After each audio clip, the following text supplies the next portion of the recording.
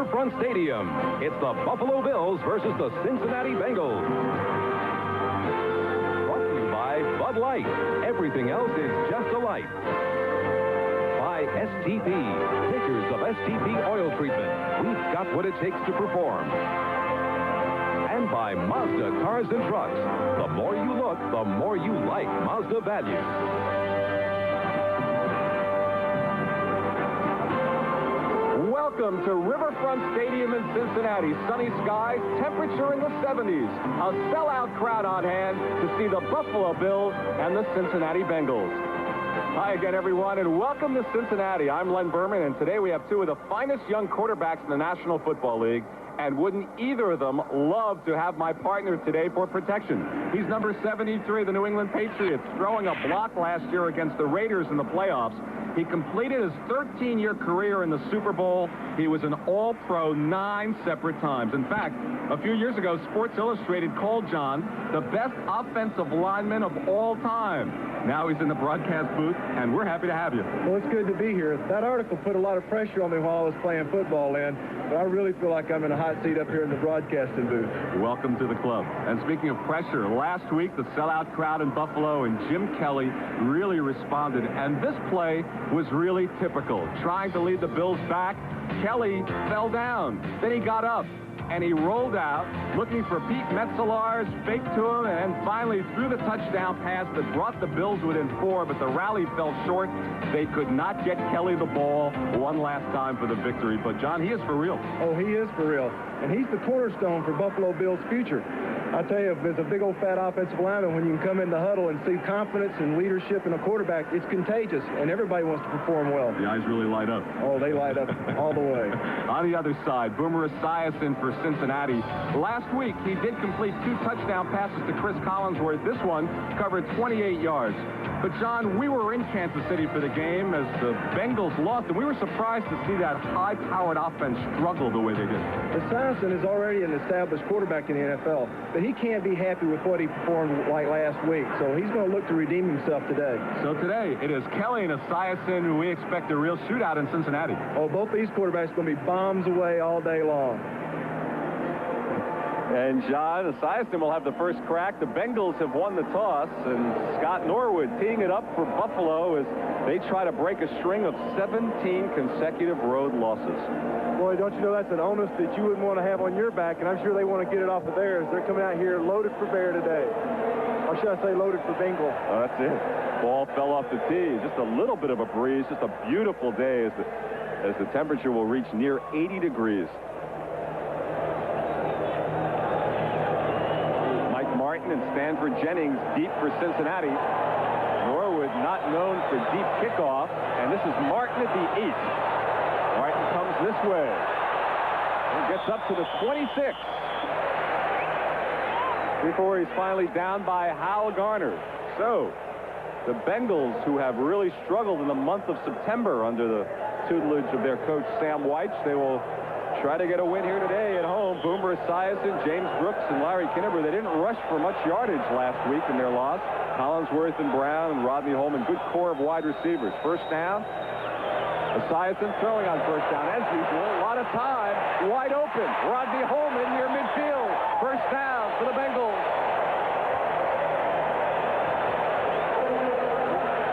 Had a lot of protection that time. He had all day to throw that ball. Anthony Munoz on your left side of the screen against Bruce Smith could be a key matchup today, and Anthony really got the better end of that deal. And look how wide open Rodney Holman is, and he's finally stopped after a 22-yard gain by Steve Freeman. So Esiason first down at his 49. Bengals come out on fire. Throwing again. Brooks nearly intercepted by Charles Romes, the veteran. Had a good shot. He's consoled by Rod Hill. Romes nearly had it. Romes was playing off of him, looking like he had him open to the inside, but the last minute, you can see he just jumped right in front of him and almost picked it off. Really should have picked it off, I would think. Veteran had 7 interceptions last year, intended for James Brooks, who hit the turf, but Jerome shut out Chris Collinsworth a year ago when the Bengals beat Buffalo. The only time Collinsworth has ever been shut out in his career. That's Brown in motion. First run of the day.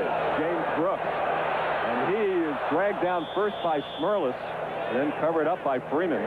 So we finally got a running play. And let's take a look at the offensive line for the Cincinnati Bengals, which is the biggest line in football. Munoz and Kozersky, Remington, Montoya, and Blados. They are huge. And Blados is playing right tackle for the first time. He was left guard all last year, and now he's having to learn a brand new position. This will be a 3rd and 7 in Buffalo territory. Ball marked at the 47. And maybe an audible here.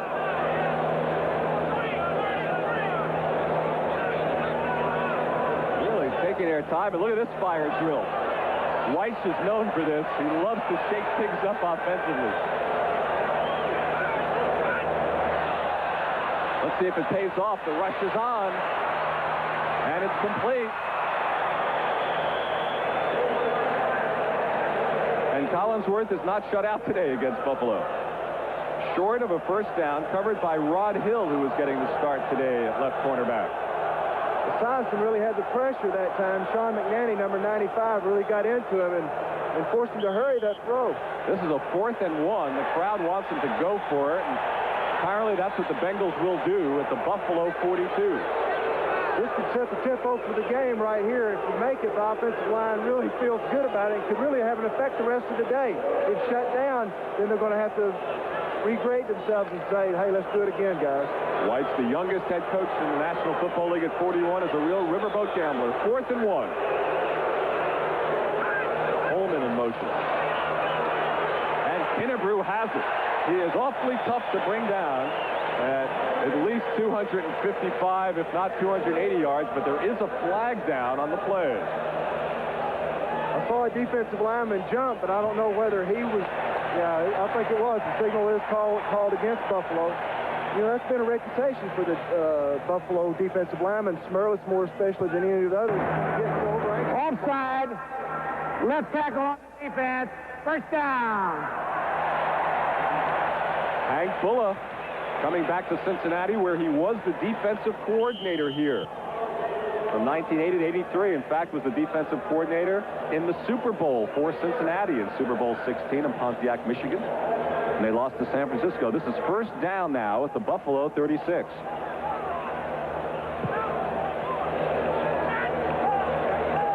Everyone is flanked left. Collinsworth and Brown. Now Brown heads the other way. And Kinnebrew.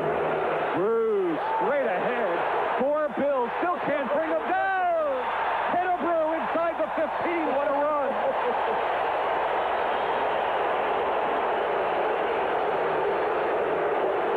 Kinnebrew, this guy is something to behold. He's like a giant, big offensive guard back there. Watch this guy just plow over people. How many guys did he run over here? There's one. Nearly the official. Oh, man. 3 Bills, 4 of them. Whoa. Is this Larry Zonka reincarnate? It may be. He looked like it's there, didn't he? Here's that split Bengals huddle. They send the linemen out, then the specialty players. First down at the Buffalo 14. What a drive. Kinnebrew again. This team only rushed for 60 yards. Kinnebrew only had 20 last week himself, picked up 22 on the last carry. And finally, with a breather, they'll take a look at the front 3. They'll try to flip-flop Bruce Smith on both sides of the line to put pressure on Esiason, but that's not working thus far this afternoon. The linebackers, Guy Frazier used to play for the Cincinnati Bengals. George Cumbie, a former Green Bay Packer. Second down and 7 at the 11.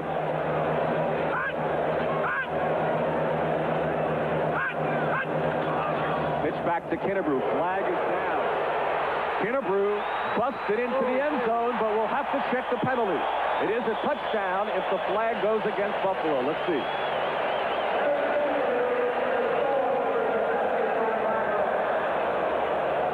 It is against Buffalo. Touchdown, Bengals. Offside. Number 78 on the defense. Penalty is declined. Touchdown. What a drive and touchdown score by Larry Kinnebrew. We expected him to do it through the air. Half of that drive was Kennebrew on the ground. Well, last week, these guys were a little embarrassed. Today, they came out and they said, we're going to go after some folks. They got a little steam under their belt, and they are attacking today. Kennebrew has already rushed 3 times for 36 yards and a touchdown. What an opening drive, and Breach will try to make it 7 with Ken Anderson holding.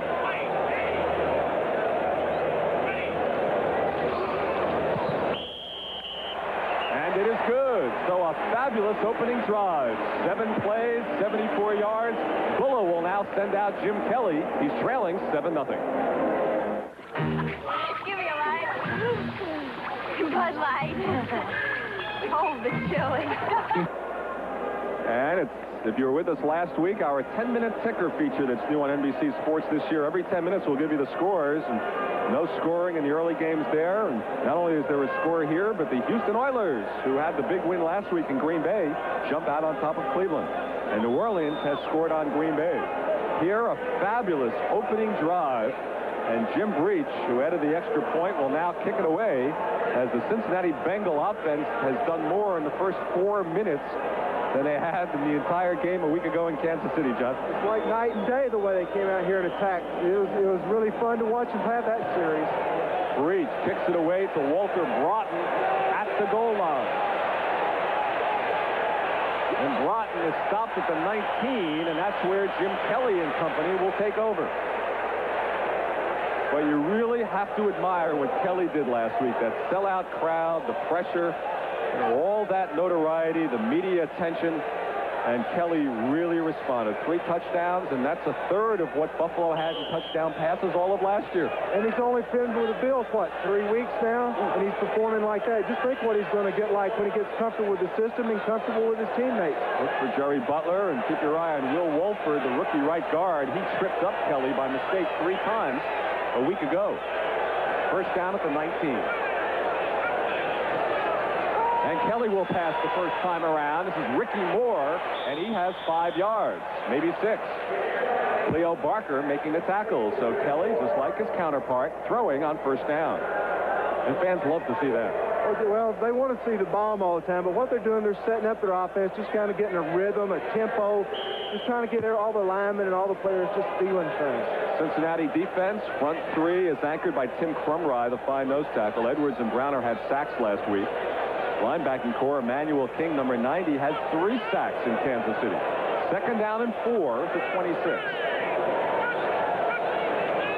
And a run, Greg Bell. And Bell is stopped.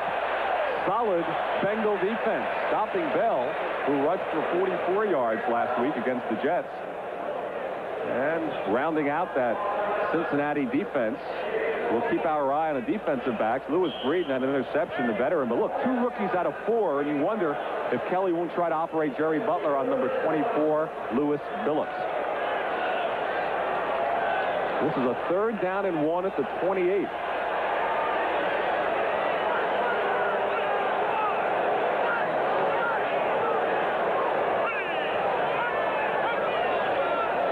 Bell.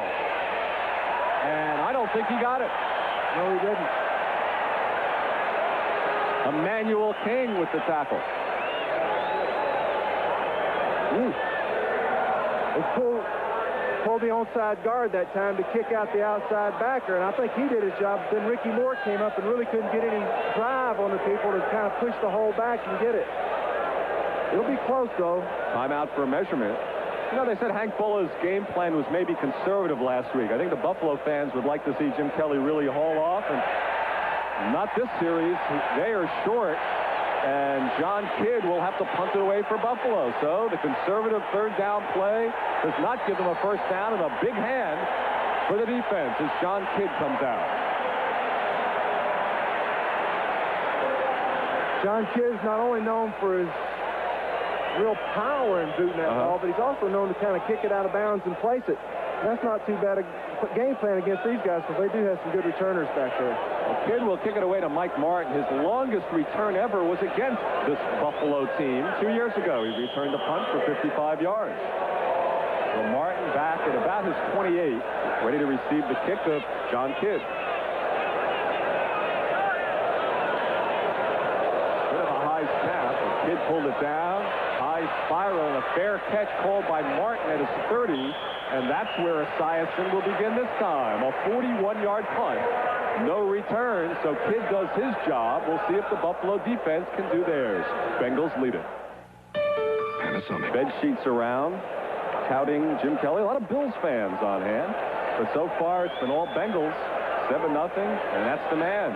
The 11-yard touchdown run, Larry Kinnebrew. Just a little over 4 minutes in on the long drive. It's 7-0 Cincinnati. First down at the 31. Brown in motion. Brooks. There goes the running game again. Brooks picks up 7 or 8. A week ago, they had just one rushing first down. On their first series today, they had 2. They want to get Brooks on track. Didn't do it a week ago. This time you'll notice the offensive line just kind of set up like it was a pass pro, and just everybody kind of rushed, but then boom, right through the hole goes James Brooks. He's a water bug, boy. He gets out there and he skates around like everything. Picked up 40 yards against Kansas City, but they were looking for better things. See, he fell a little shy of 1,000 yards a year ago. 2nd and 2 now at the 39. Fake to Brooks. And pass is complete. And a struggle for a first down on the far side on the completion to Kinnebrew, who's impossible to bring down. Guy Frazier, the former Bengal, did finally. We'll see where they mark it. This telecast presented by authority of the NFL, intended for the private use of our audience. Any rebroadcast or other use of this telecast without the express written consent of the Cincinnati Bengals and the National Football League is prohibited. And it was a first down at the 42. Kinnebrew is playing with a vengeance today. It's like he's got something to show everybody. He's coming off that ball and just pushing people back. And for the moment, Bill Johnson has replaced Kinnebrew in the backfield, as Collinsworth and Brown are split out to the near side. And now Esiason. There was a bit of a mix-up. You saw Brown start to move, and Esiason takes a timeout. Timeout number 1 for Cincinnati. So each team allotted 3 timeouts per half, and Sam Weiss said, it's okay. We'll talk it over. You always feel better when you have a 7-0 lead. Bengals on top. We'll be right back. This is it. Your team takes the field. Our team hits the air. NFL 86. Let's see. How many guys you allowed to have on a field? They had about 18 Bills in that last tunnel. Finally ran 6 or 7 off the field. This is the new games that coaches play to try to throw off the other squad. First down at the 42. Brown in motion. Bill Johnson straight ahead, and the running game is working no matter who's in there. Steve Freeman finally grabbed Johnson, former USFL player out of Arkansas. That play was designed that time, Lamb, for both the offside guard and tackle pull. You see him on the right side of the screen. Play's supposed to go break between those guys. At that time, Bruce Smith over-pursued the play, and it cut back underneath it. It was good read by Bill Johnson. Now, speaking of that huddle before, Shula and Buddy Ryan really got into it in the preseason. Buddy Ryan accused Shula of doing that kind of thing during the game. He said, who is he? Just because he's on the rules committee? Second down at the 50. Brooks. And maybe a yard finally at the end. A lot of lateral movement from Brooks, but not much forward motion. But he did nose it into Buffalo territory at the 49. Set up third down.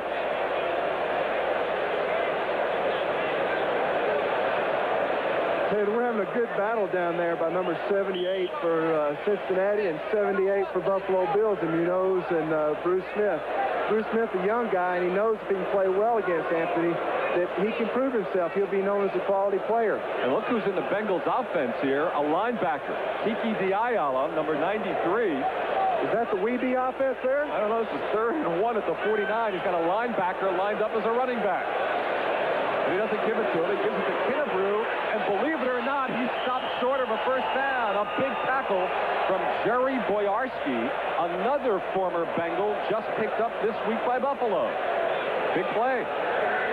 Jerry Boyarski's no tiny guy himself. He's about 290, 300 pounds.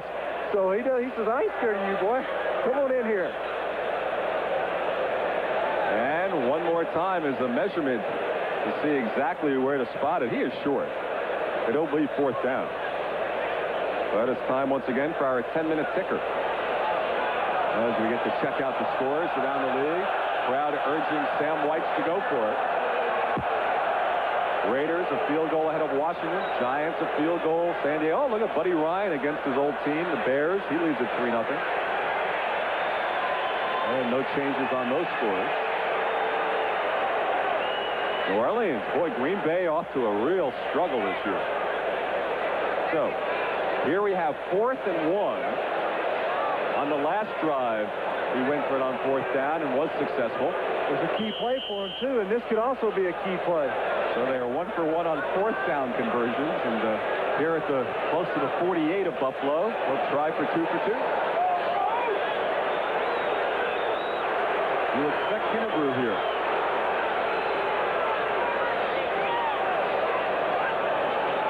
And we get him. And he's got it at the 45. First down, Bengals.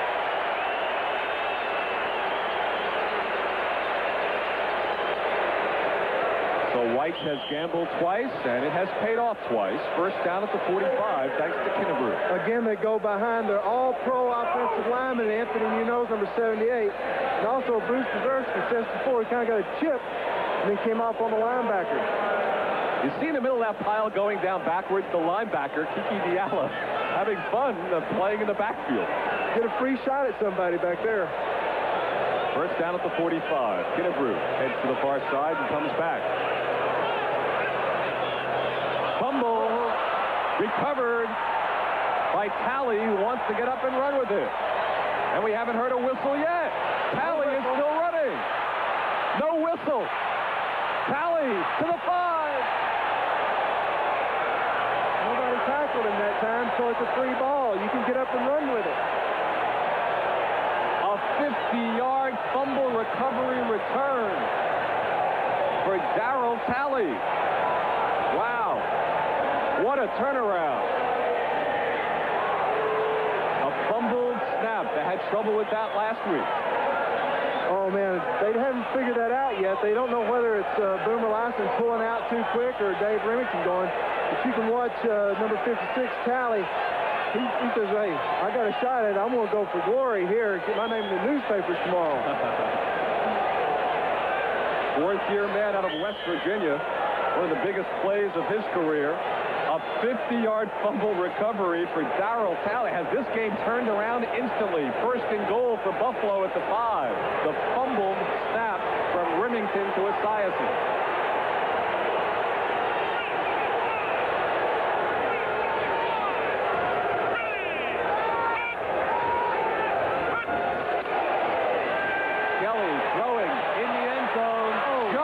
Overthrowing Butch Roll, the tight end, the rookie from Michigan State.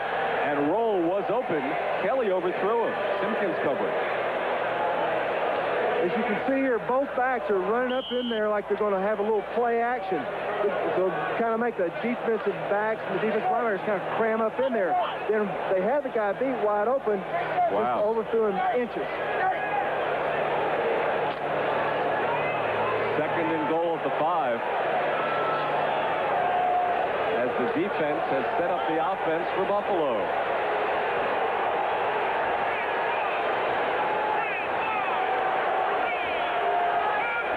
Wilkins in motion. Ricky Moore drives ahead to maybe the 2.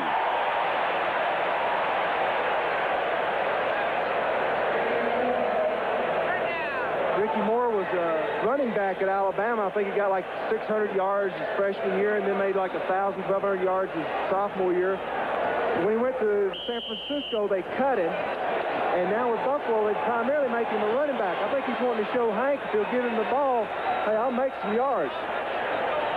Well, facing a critical 3rd and goal for 3. Critical from the standpoint that his offense hasn't been able to do anything this afternoon yet. 7 defensive linemen into the Bengals.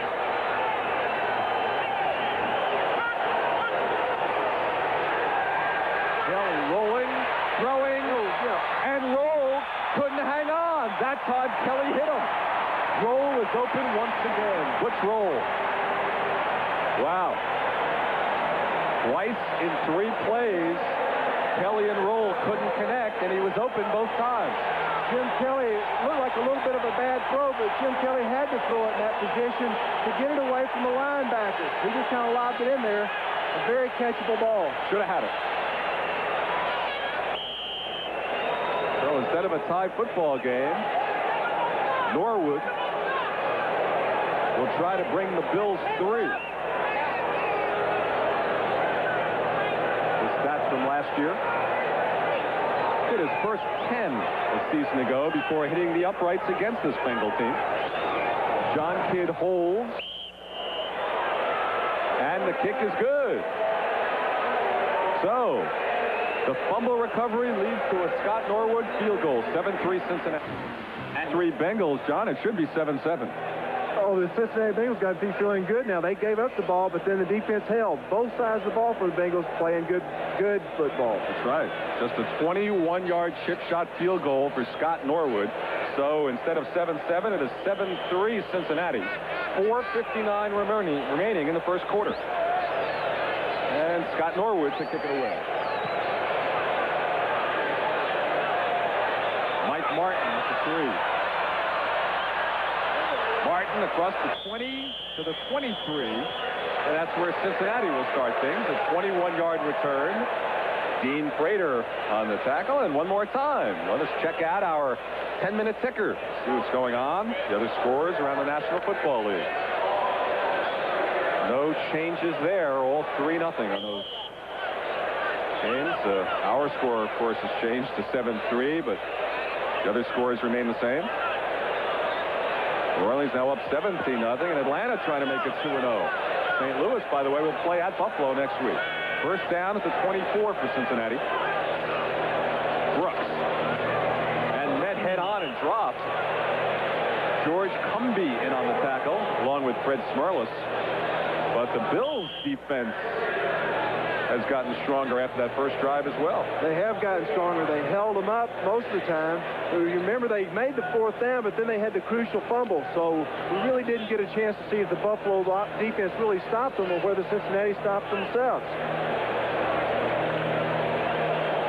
Second and a long 8, really closer to 9 at the 30.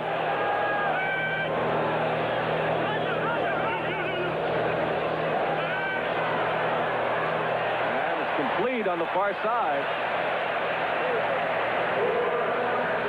So Rodney Holman is tight end. Rod Hill covering. And that'll be another Cincinnati first down. 3-0 yards today. They're looking like a whole brand new ball club. Oh, and they can mix up the plays, use Brooks and Kinnebrew and Holman and Collinsworth. They've yet to throw to Eddie Brown. First down for Esiason at the 34.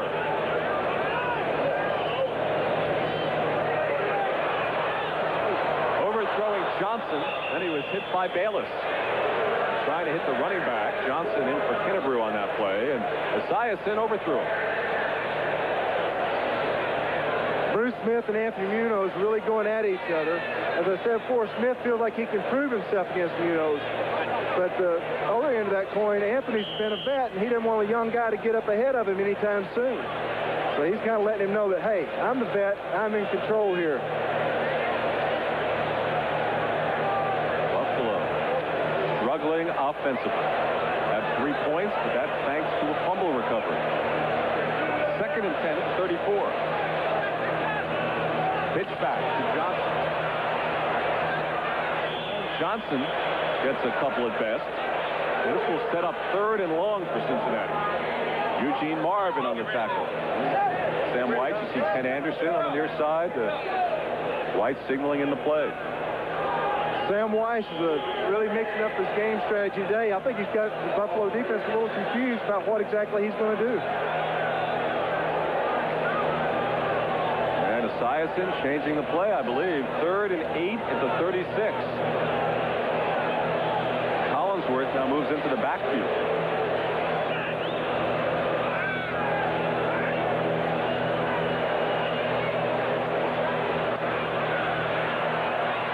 Got Johnson on the near side as an outlet. He looks at him, running for the first down, but he's short. Esiason scrambling effectively, but he is shy of a first down, and Cincinnati will have to punt. Watch Bruce Smith right here. The young guy, last year I played against him, and I knew he had the talent. I knew he had the ability, but he didn't know what to do with it. This year it looks like he's beginning to get feeling his oats and getting the system down and knowing the right kind of moves to make on different offensive linemen. Esiason finally stopped for the first time, and now we'll see what Jeff Hayes can do punting. He had a miserable opening week, the former Redskin. Had a punt block last week, only averaged 28 yards punting, and they'll kick it away to Walter Broughton, who struggled as well. He had 2 muffs against the Jets. One led to a touchdown last week. Hayes got this one away. A good high kick, fair catch, and Broughton does hold on at the 25. A 33-yard punt, and a flag is thrown, and they're mixing it up at the 40. Stanford Jennings is in there for the Bengals. I'd say a little temper flare there. Number 25, Rod Hill. I think kind of threw a cheap shot at a guy. So the Bengals going to come to the rescue.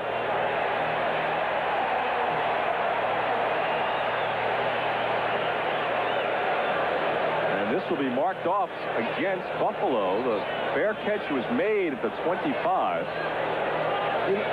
They've lost, what, now, 10, 15 yards on the possession. Bola has a few words for Rod Hill.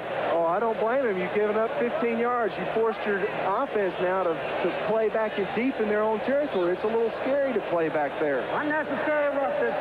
Number 25 on the receivers. It'll be first down and 10. Instead of having 20 yards behind the quarterback, now when he sets up, he's only like a yard or two from the end zone. It's safety territory. Now you're going to look at the defense come with safety blitzes, all kinds of different looks because they're in control of the position here. And Sam White's having a team meeting with his offense.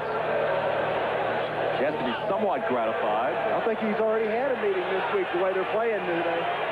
First down at the 12. With 2:24 remaining first quarter, it's 7-3 Cincinnati.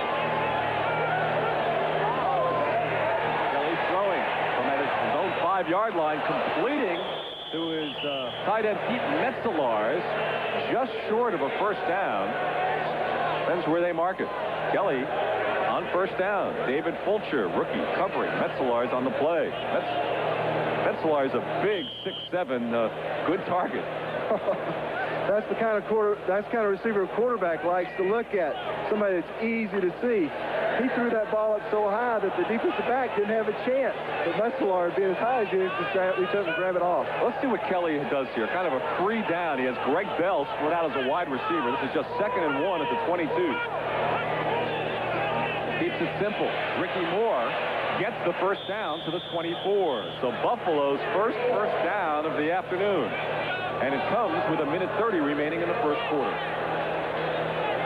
I think Buffalo's really trying to still get a tempo going. They're mixing the game up, trying to find out what exactly is going to work against this Bengal defense today. They've swept a lot. It looks like they're trying to pick maybe on Ross Browner's side a little bit more than anywhere else, though. Jim Richer a little late getting back to the huddle. Had to tie his shoelace.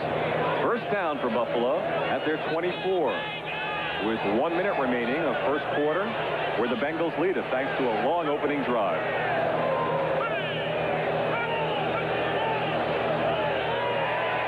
Good protection, and Kelly, well, the protection started to break down a bit, and Kelly was hit and threw the ball short.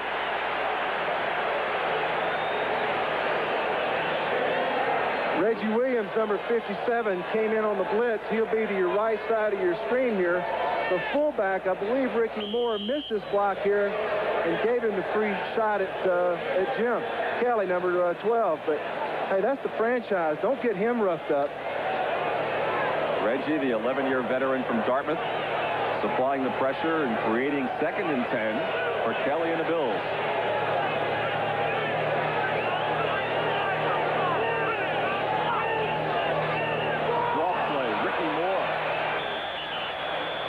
Picks up 3 to the 27. Eddie Edwards making the tackle. This will set up 3rd and long. And Bulla now faced with a 3rd and 7 at his 27. Hank Frank's got a thing with his offense, or with his whole team now. He doesn't grade them on whether they get the job done, but whether they hustle from the time the ball is out to the whistle blows. Bengals have 7 defensive backs, 1 linebacker, and 3 defensive linemen. Shotgun. Kelly.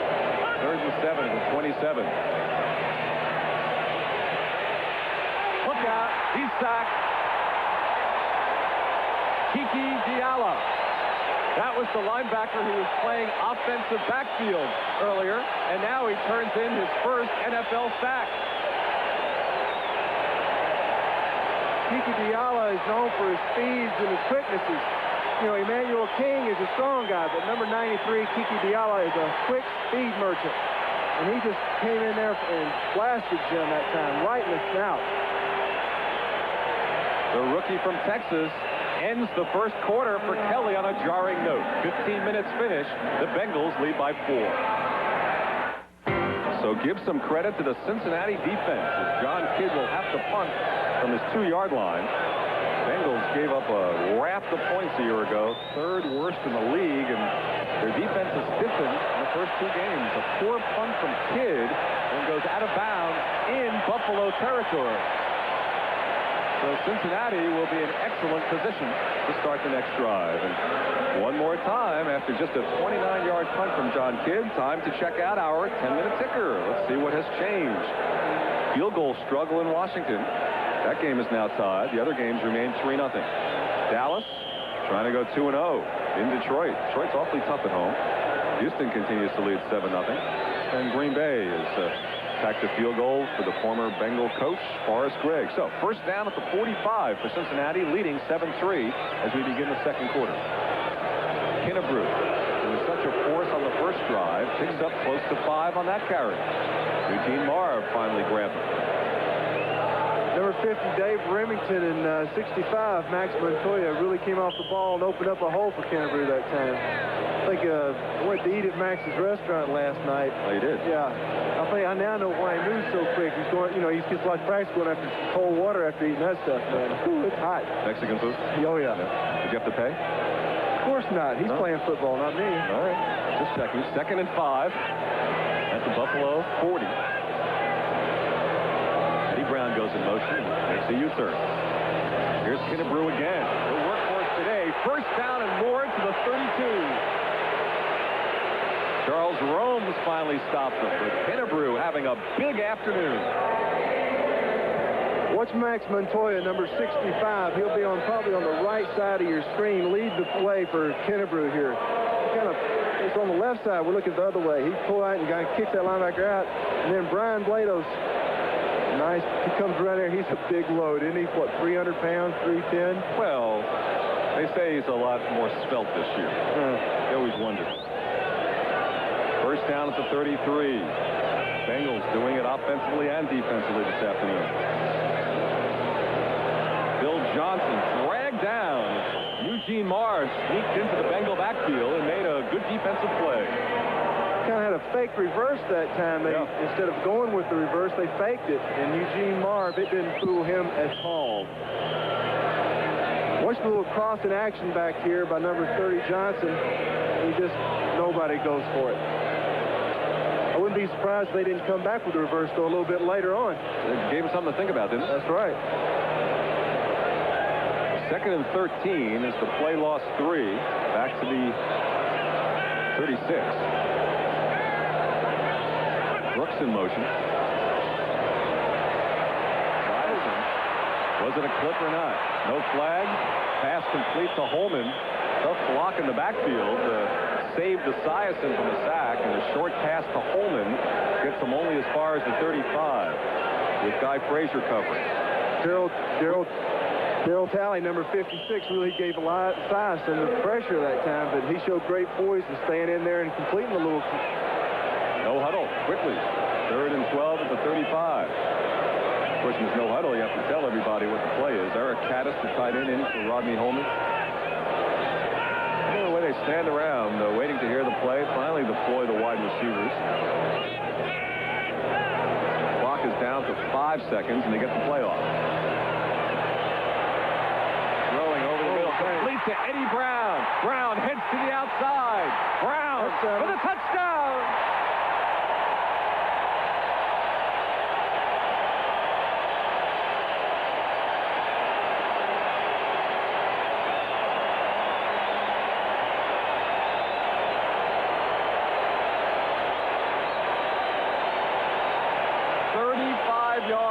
Boomer Esiason to Eddie Brown.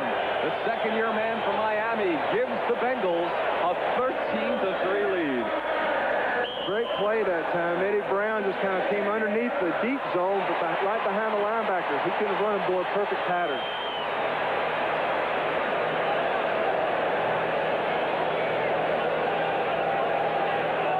Breach will try to make it 14, which is as many as they scored a week ago. He does it. So it is 14-3, and we still have 11:45 remaining in the first half. The Florida Everglades and Old Milwaukee both mean something great to these guys. The Everglades means airboating, as close as you can. Today's game is brought to you by Today's Chevrolet, who invites you to live the style, performance, and fun of Chevrolet in '86. By Old Milwaukee and Old Milwaukee Light. It doesn't get any better than this. And by National Car Rental. You deserve national attention.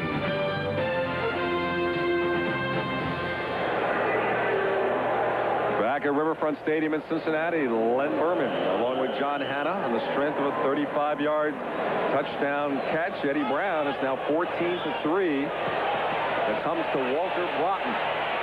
Broughton has an opening. Heads to the outside. Walter Broughton. All the way up to the 45. A tremendous kickoff return by the former New Jersey General out of Jacksonville State. 42 yards. But let's go back a moment and take a look at Esiason to Brown, which gave the Bengals the lead. John? Let's watch this pattern here by Eddie Brown, number 81. As you can see, he gets over the top of the linebackers.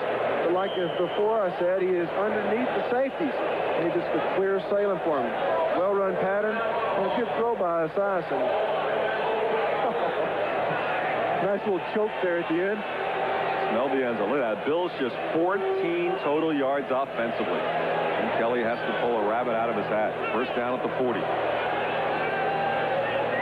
Pitch back to Rob Riddick. And they keep it conservative. And Jang tackles after a gain of about 2.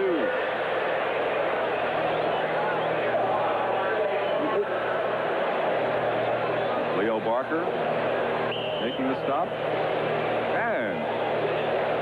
Quickly, the old hand on the wall moves, don't it? 10-minute ticker time. And no changes in those scores. Defensive struggles. And no changes in those scores either. Last 10 minutes have been defensive minutes around the National Football League. Second and 8 now. Ball to 43. And again, a running play. Rob Riddick to the 45. And Bills fans watching now, John, as a flag is thrown, have to be wondering why doesn't it get a little less conservative here, trailing by 11? Well, I don't think they really, are getting more conservative. They're just staying with the game plan. It's only 14-3. You go 11 points down. That's not any real drastic score at this point in the game. So you can pretty well stick with your game plan and don't try to hurry up things and panic. And I think they're sticking with what they came in here to do today, and that's pound the ball a little bit, forcing the defense to come up and cover the run, and then bang, go for the big one. Quite a discussion out there today. They want to mark the ball before they step off the penalty. The indication seems to be against Buffalo.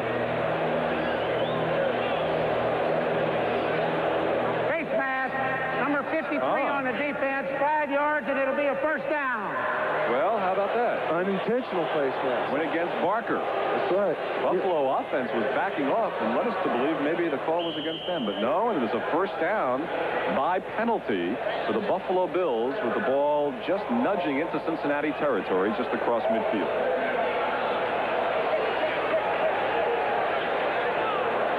Well, let's see if he runs or throws on first down. Another run. Riddick for the third consecutive time and gets some yardage down to the 45. Riddick rushed for all of 19 yards a week ago. Fisher talking to Lewis Breeden. I think they got a little excited that time. You know, Lewis kind of gave a late shove. I think he got a little upset that somebody was blocking him all the time. And he just wanted to push him back over the pile and let him know he was boss. Buffalo is sticking with that running game, though, and they're going to pound them for a while until things can kind of settle down a little bit. 2nd and 5 at the Cincinnati 45. Inside of 10 minutes remaining in the half. Riddick for the 4th time. Gets some running room. A little short of a first down, but close to the 40. So Rob Riddick, 4th-year man out of Millersville, Pennsylvania, becoming the workhorse. Again, they're coming after Reggie Williams and Ross Browner. You know, that's a lot of times they've attacked those guys. And, you know, it seems like they're just going to keep on doing it. But they are really going after those guys. So, it is marked as a first down at the 40. Did get enough. Seeing a lot of Rob Riddick. Wonder if something's wrong with Greg Bell, John. First down at the 40. This time it's Byram. And Byram gets 6 yards. Carl Byram, the rookie from Mississippi Valley State. Finally, Tim Crumrye. So the normal backfield of Greg Bell and Ricky Moore is giving way here to Rob Riddick and Carl Byram, and they are grinding it out. The offensive line right now has got to be feeling good. You know, they're coming off, they're getting into the Cincinnati linemen and pushing them back. You got to get a little confidence going. They're feeling like, hey, we're controlling this game now. We're moving them. And it's an important drive for them right now. They got to get back in this ball game. Well, you check with the sideline. The word is nothing is wrong with Greg Bell. It's just Rob Riddick is getting the call. And he gets it again. And straight ahead he fights, and perhaps another first down. So this really comes as quite a surprise. Here the team comes out down by 11 points, put in different running backs, and start pounding the ball. And you have to give them some credit. Let's watch the offensive line. They get down in the stands. They got their weight on their hands, and they're coming off the ball now.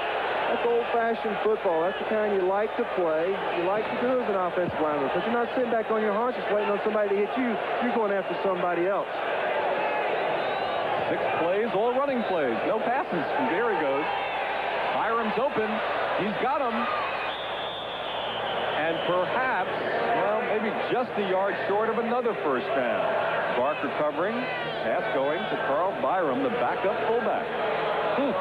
Again, you know, Buffalo pound, 4 yards, 6 yards, 5 yards. All of a sudden, the defensive backs say, hey, wait, we got to help our defensive front. So they start getting closer and walking up. Now you go to the pass. Get them start playing the run, then boom, here you go. And the game is not out of hand for Buffalo yet at all. This is very much a part of this thing. This is a very impressive drive. Began back around their 40. 2nd and about a yard and a half. Ball just outside the 20. Formation backfield. And a movement. That's what they couldn't afford on the left side. Ken Jones, number 72, looks like he kind of went a little bit too eager that time. You know, that's the thing. You can kill the drive. Number 72 on the offense. Still 2nd down. There's nobody. It kills an offensive drive. You know, you're with a ball control type offense where you're only getting 4 or 5 yards a carry. Having offsides is very, very costly to you. And there's nobody feels any worse, though, I'm sure, than Ken himself. Because he's a pro, and he knows what it means right now. They've got to have points. Boy, really, the old bugaboo strikes, the most penalized team in the league last year, and that one hurt them. This forces a 2nd and 6, and un-Kelly-like numbers, if you follow his career in Miami and in the USFL. 2nd and 6, just outside the 25. The rush is on. They got him late. And nearly completed it to Riddick. And Barker covering on the play. And they did get to Kelly, but after he released it, which will set up 3rd and 6. Well, it was number 90, Emmanuel King, can't put the pressure on, but you can see. Ooh, he dropped it. That's the 3rd drop ball today that Kelly's put in somebody's hands. All you can do is let him put the ball there. The other guys have got to help finish off the job for him. One would have been a touchdown down the other way. That's right. Which roll dropped him. So 3rd and 6 at the 25. And well, you can't call it a critical play at this point, but an important one nonetheless.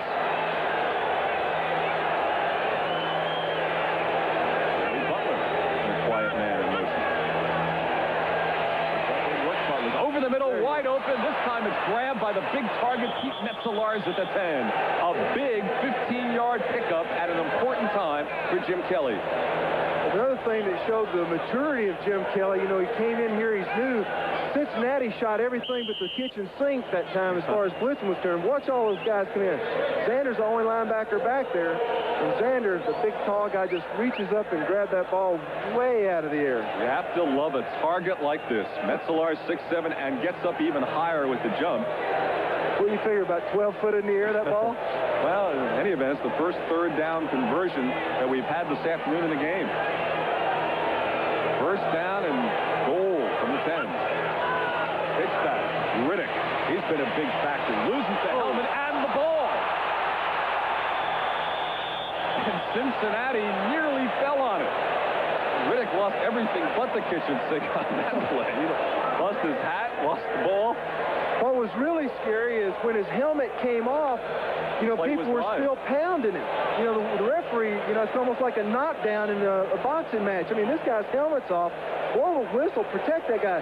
See, it's still alive. Watch this. That's scary, man. Helmet in the ball. I thought the Bengals had the beat on it right there, and Fulcher couldn't grab it. And the Bills are lucky to get it back at the 6. And Riddick will try to figure out a way to keep the helmet on this time. Pick up a 4 on that wild play. Second and goal.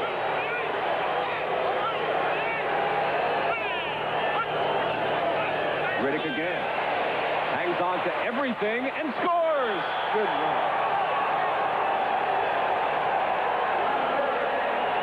What a drive. Most of it manufactured by this man. Rob Riddick out of Millersville, Pennsylvania. That was a nice run. He followed in behind number 35, Carl Byram. But with the last minute, he saw it open and cut back behind it and went back all the way past the center's block on the other side of the field. Great run by him. Nice eyes. An important drive at a critical time for the Buffalo Bills, and Rob Riddick pushes it in from 6. And for Rob Riddick, even though it's his 4th year in the league, that is his first NFL touchdown. And Norwood missed it.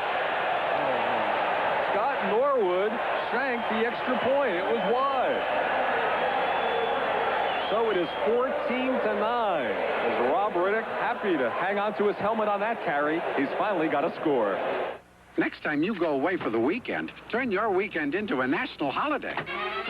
I'm a bit surprised. I thought they'd come out trailing by 11, and they just pounded it out. Simple football. Jim Ringo, the offensive coordinator, likes old-style football. He's a patient man, and he's going with it. He's going to keep this running game going and attack people he started out to go with. Well, he was an old-style guy with the Green Bay Packers, and I know he coached you for a while. Yeah, he started with us in 78 and left about 81, 82, somewhere around there. Norwood kicks it short. Stanford Jennings on the far side, and Jennings still on his feet to the 35. So a nice little return by Stanford Jennings. Let's take a look at Rob Riddick. He was placed instead of Greg Bell on this series, rushed 7 times for 28 yards, and here his first NFL touchdown. Well, it's number 35, Blower the Boom right there, and then Riddick saw the block, he cut back inside. Nice run. And a critical touchdown at an important time of this ball game. Penalty is declined. It's first down at 10. Well, Red Cashin tells us an offside penalty was declined on the play, so the first down for the Bengals. It is now 14-9 after Scott Norwood missed that extra point.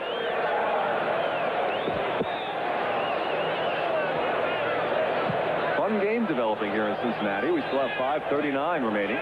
Second quarter, and it looks like the Esiason is audibilizing. I love that word.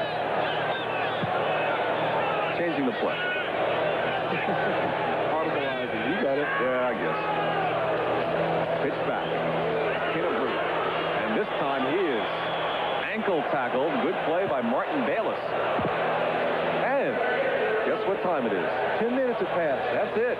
Oh, let's check out those scores one more time and see what's transpired. The Giants, the only new score on the board, they lead San Diego 10-0. How does San Diego go from scoring 50 to nothing? And the score there changed on our game. And And New Orleans leading Green Bay 24-3. If you wonder why we show our own score, even though we're at the game, it's all computer generated from New York. It's interesting technology, and all of our broadcasts get the same computer printout, so that's why it includes our game.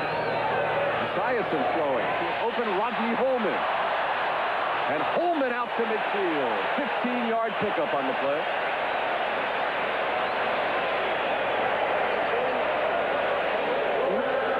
Interesting play that time. Cincinnati has been having a lot of success with the run when they pull both the guard and the tackle. And as you can see, Max Montoya and Blado 76-5-74 do pull, but then they run a little play action off of it. Gets the linebackers out of the way so he can complete that pass. Last week, Sam White said, oh, Esiason was throwing a little bit of sidearm. I think he'll take the sidearm delivery on that one. It was totally from the side, and he completed it. So when it's good, you can throw any way you want. Hey, bottom line is what counts. First down from the 49. And Brooks scrambling. Finally brought down after a pickup of 5 to the 45. Eugene Marv on the stop. Brooks, little guy hard to bring down. Well, he's like a ping pong ball. He's just bouncing all over the place, but every time he bounces, he picks up another yard. John, let's pause briefly now for station identification. This is the NBC Television Network. This is WGRZ TV2 Buffalo. Len Berman along with John Hanna. The Bengals lead the Bills 14-9 with 3.5 minutes remaining. And an eventful first half. Action-packed. Interesting football. Kelly has not thrown the ball all over the yard. Kinnebrew. And now they're having success against Kinnebrew. Gang tackled by the Bills earlier. Kinnebrew had the beat on our MVP award, but slowed down here recently. I wouldn't be surprised if we didn't see Esiason start going to the air a little bit more now that they're playing them so tough. No huddle. And now the whistles fly. The Bills didn't have any time to get their men off the field. And there were still Bills on the field on the far side. It was really a fire drill, and the play got called. And let's see who gets whistled. There's no play, no foul. It'll be third down. What you just saw, ladies and gentlemen, didn't happen. Erase it from your mind. There was no play and no flag, and let's just back up the tape to where we were. Apparently what happened is they snapped the ball before the official blew it line. Okay. Because he hadn't set the ball yet. Okay. Official has to, what they say, wind it. He has to, wind it is the terminology. I just wait for my center to get down with the ball and just wind up with it, you know what I mean? That's it. That's what he's doing. Well, Esiason winning the passing battle, but Kelly successful with the ground game from the shotgun formation.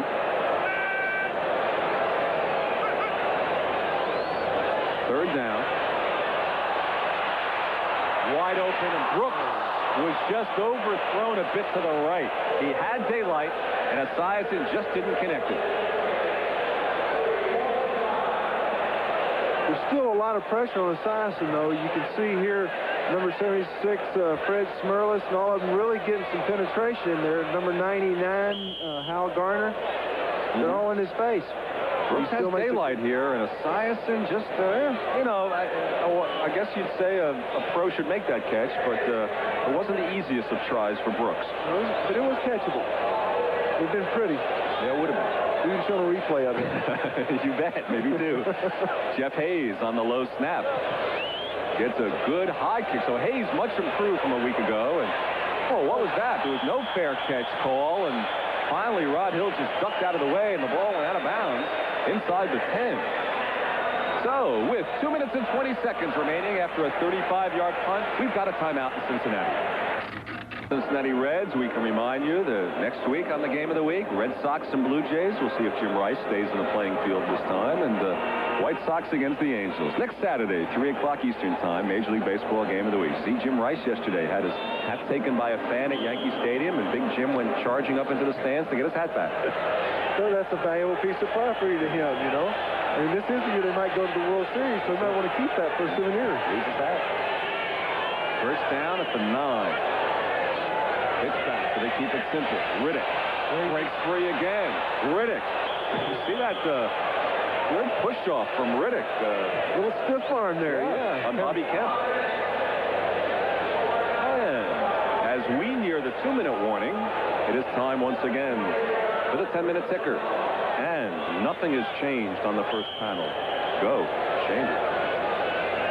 And our score continues to change, but not the others. Houston in a defensive game, 7-0. And Atlanta has added a field goal on that one. So this will be a first down at the 23. As you see Kelly, who is dwarfed for a moment by Pete Metzelaars, as tight end.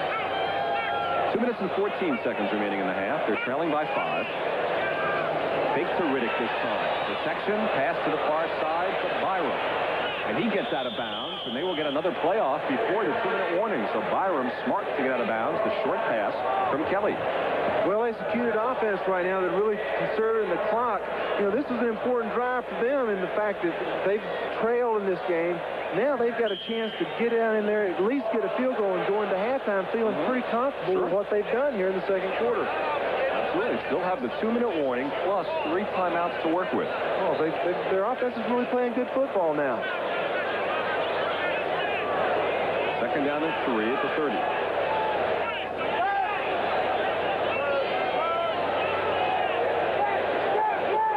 First head in motion. Kelly over the middle from Metzelaars for a first down at the 35, and now it's the 2-minute warning. Carl Zander covering on the play.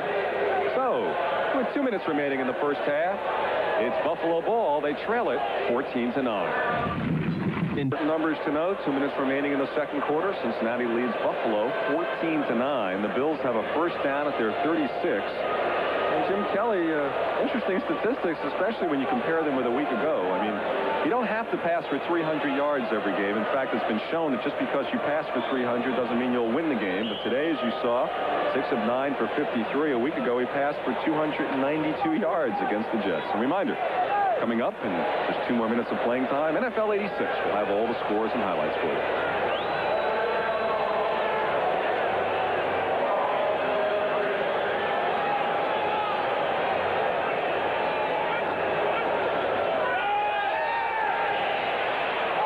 He's got Metzelaars one more time in Cincinnati territory down to the 40. Oh, it's ruled no catch. What? And Kelly's run upfield saying, what? Kemp and Billups covering. And let's see what happened here. It looked like a catch from our angle. The body maybe screened us. Let's see. He didn't have control of it as he was going down. He must have popped 3, yeah. So the call is made, and what looked like a good gainer into Cincinnati territory is negated. He did not control. You have to control it and take 2 firm steps. Do you think the guys up in the box for the NFL are looking at the replays of that right now? Well, they were. I mean, I'm sure they had their finger on the button. Our replay official today is Ralph Vandenberg, who was a back judge for 18 years. And I'm sure he took a look and confirmed that it was okay. Second down and 10 at the 36. Drop play Riddick. And get a yard. Crumrye grabbing. And the clock continues to run. Kind of a peculiar call after the 2-minute warning, you know, to have the running game. Now you'd think you'd go straight to the passing attack. They have 3 timeouts, and they're not taking them. 88 seconds remaining in the half. This will be 3rd down and 11 at the 35, and Buffalo fans are saying, well, if you throw a bomb for a touchdown, you're forgiven, but down to 1:14 remaining.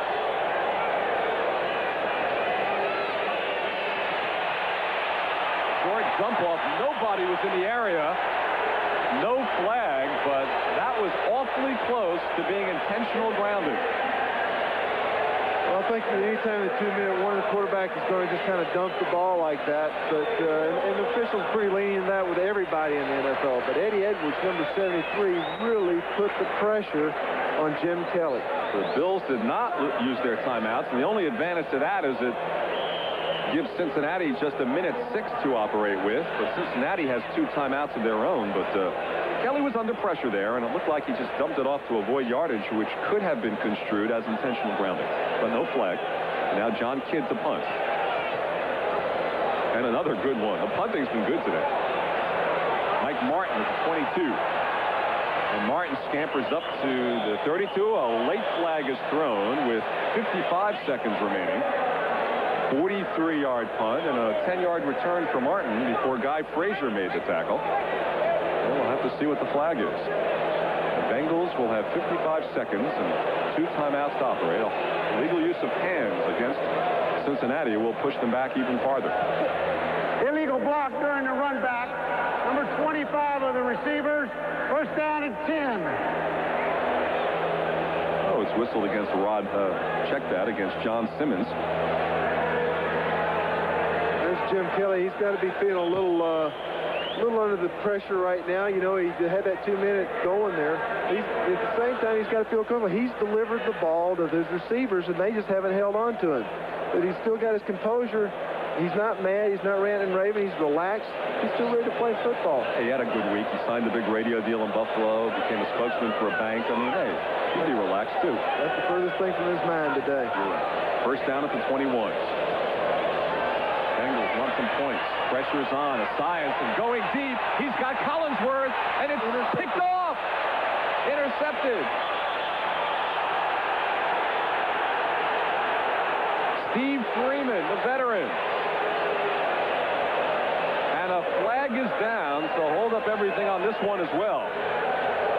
But he had Collinsworth, underthrew him a bit, and Freeman picked it off. Holding number 21 on the offense. That penalty is declined. It'll be first down. Under heavy pressure, he did have beat Rome's beat bad, but Yeah. Steve Freeman playing that free outfield, that center field position, just came over there and grabbed it off. I think he outran Esiason's arm that time. What a week for Mississippi State. Steve Freeman playing to see what number career game. His Mississippi State team is the surprise Cinderella team in the NCAA this year, beating Tennessee yesterday 2-0, and Freeman with his first interception of the year. Esiason picked off. Second turnover for the Bengals today. That would have been Steve's first interception, I believe, since 1984, something like that.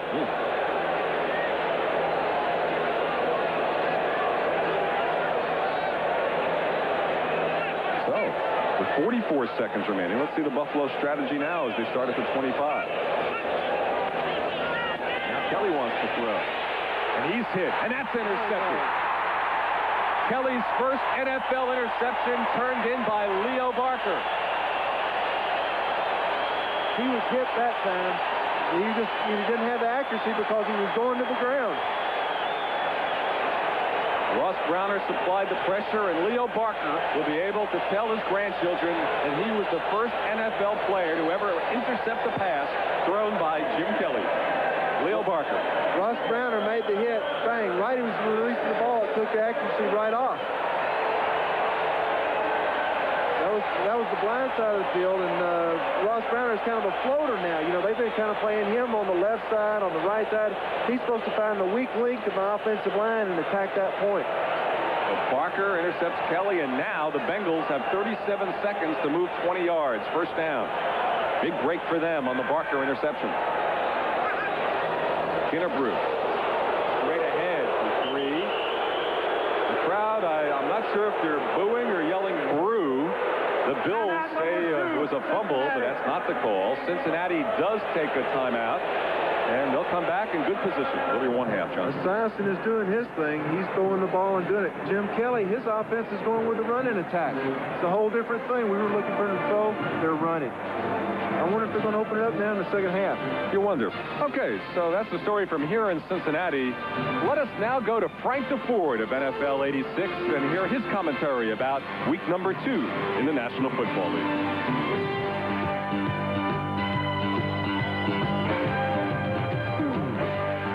You know, we believe halftime is a time for quiet reflection. That's why we've summoned Frank DeFord. And Frank, you often hear a team's executives referred to as the club's brain trust, but sometimes that phrase doesn't fit, right? Not exactly, Bobby. And also, something I've never understood in sports is why we always call the office the front office.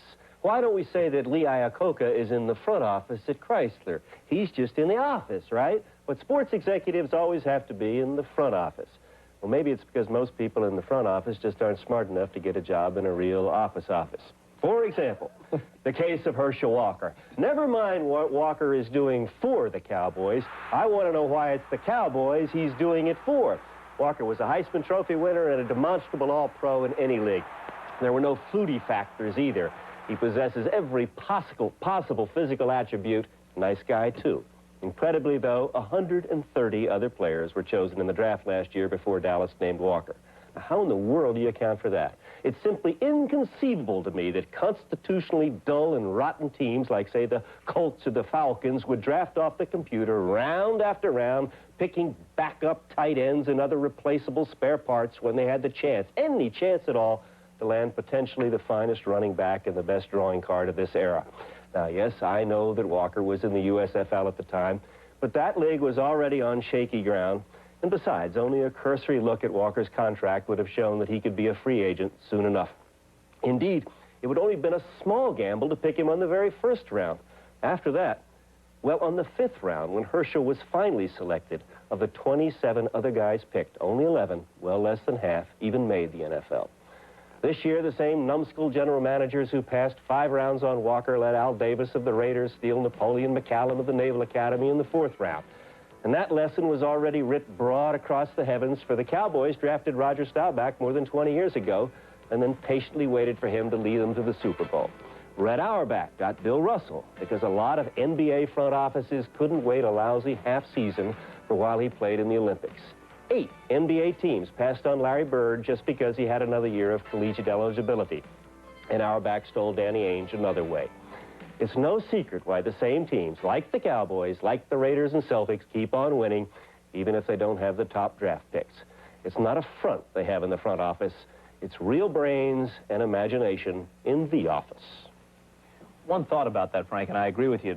So many of these alleged Sharpies have missed golden opportunities through the years, but it seems that the teams that are inclined to make a gamble on a future possibility are teams that are already well established. The Celtics are a good team, the Cowboys, they don't feel as if they need immediate help. And beyond that, I think perhaps even more so, is the continuity in the front office. Auerbach, Davis, Gilbrand at the Cowboys, and so forth. These are the people who stay there year after year. Perhaps that's the most important thing in establishing a team, not the players, but the continuity up front. Paul, who's the smartest guy you ever played for? Well, it has to go back in grade school. It's probably the smartest guy I ever played. Is this taking away now, Frank? It must be that the best player available doesn't work anymore, because obviously Herschel Walker was the best player available, and he would have been available. Everybody knew that. They throw that away. The smartest guy I ever played for, Al Davis. You played for him when he was an assistant coach, right, with the Chargers? Yeah, and also he had recruited me to college. At the Citadel. The reason I say that, because any coach that I played for that was smart enough to get me has to be the smartest coach that I ever played for. Yeah, you know, when people talk about the legend of Al Davis, one of the first things they cite, beat Pete Rozelle in court, coached Paul McGuire. We'll be back with more of NFL 86 in a minute.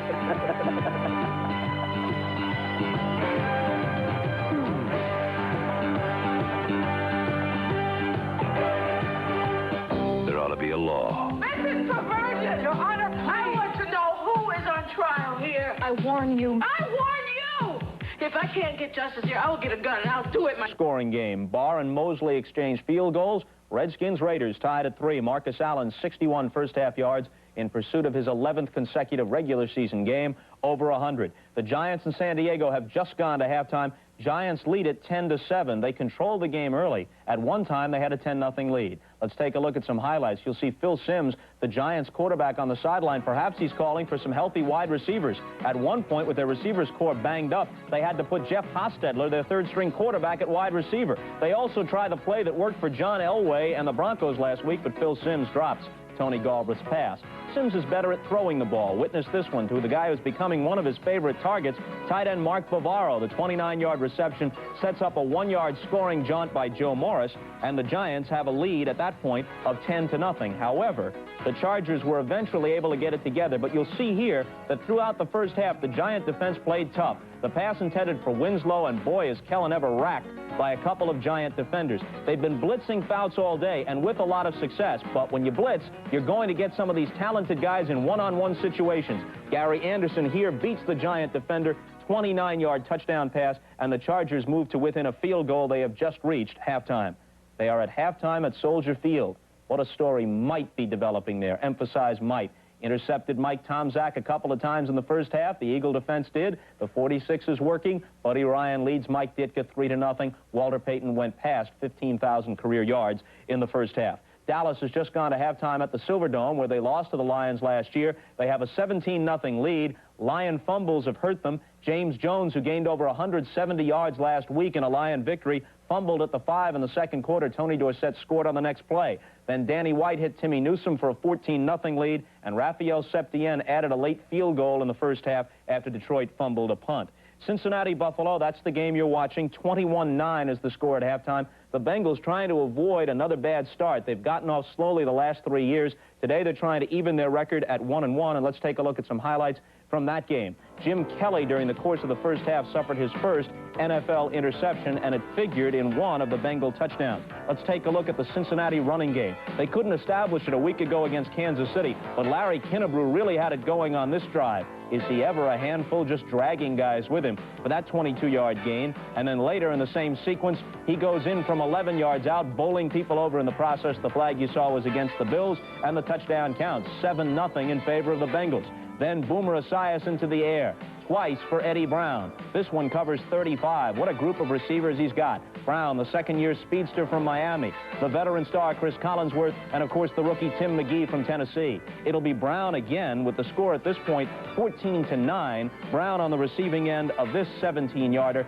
and that is where they stand at halftime after this touchdown, 21-9 in favor of the Bengals. As Len Berman has pointed out to you, undoubtedly, the Buffalo Bills have not won a road game since December of 1983. Houston playing at home against Cleveland, halftime scores 7-3 in favor of the Oilers. They have just gone to the half at Atlanta. The Falcons lead the Cardinals 17-13. O.J. Anderson, the Cardinal running back, didn't make the trip, but we're told he has a legitimate hamstring injury. We checked that out. It is not related, apparently, to his discontent of earlier in the week, where he claimed after Sunday's game that he wanted to be traded. And New Orleans and Green Bay, 24-3 at halftime in favor of the Saints. The Packers lost at home 31-3 to Houston last week, losing here 24-3 at halftime in New Orleans. Is Forrest Gregg in trouble? He's in an awful lot of trouble. You know, he made a statement that we're going to change our entire team so that we won't be 8-8. And the changes that he has made, Ferragamo is not a great quarterback. We know that he might have been at one time, but he's a bomb thrower, and that's all he can do. He's thrown an interception for a touchdown. I just think that they may go 0-16. And wait a minute. They'll change it. Even Buffalo and Tampa won a couple each last year. After watching Green Bay, I don't see how. They've got to make some more drastic changes. All right, all you fans watching in the Green Bay area, the letters are to be addressed to Paul McGuire, and we'll address ourselves to Len Berman and John Hanna, throwing it back to them at the field. And welcome back to Cincinnati, everybody. Len Berman along with John Hanna. Our halftime score, 21-9. Buffalo fans will say that should easily be 21-14, the missed extra point, and they only got 3 instead of 7 after a big fumble recovery. But a first half really dominated in the statistics by 2 touchdown passes from Boomer Esiason to Eddie Brown. Any big surprises for you?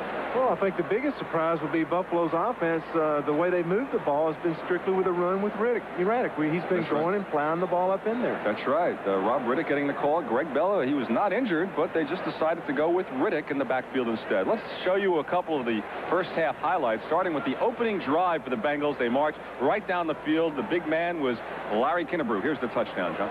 Mr. Kinnebrew, number 28, and I do mean Mr. because of the size of that guy. Right. He was just running over people that first series, and it was deserving that he got the first score because he was like a big bulldozer plowing over people. This could have been a big break for Buffalo, and it should have been and was only 3. The fumbled snap, Remington and Esiason, who had that problem a week ago, there was no whistle, so Talley decided to try to tally. No one had touched him. He can get up with the ball and run.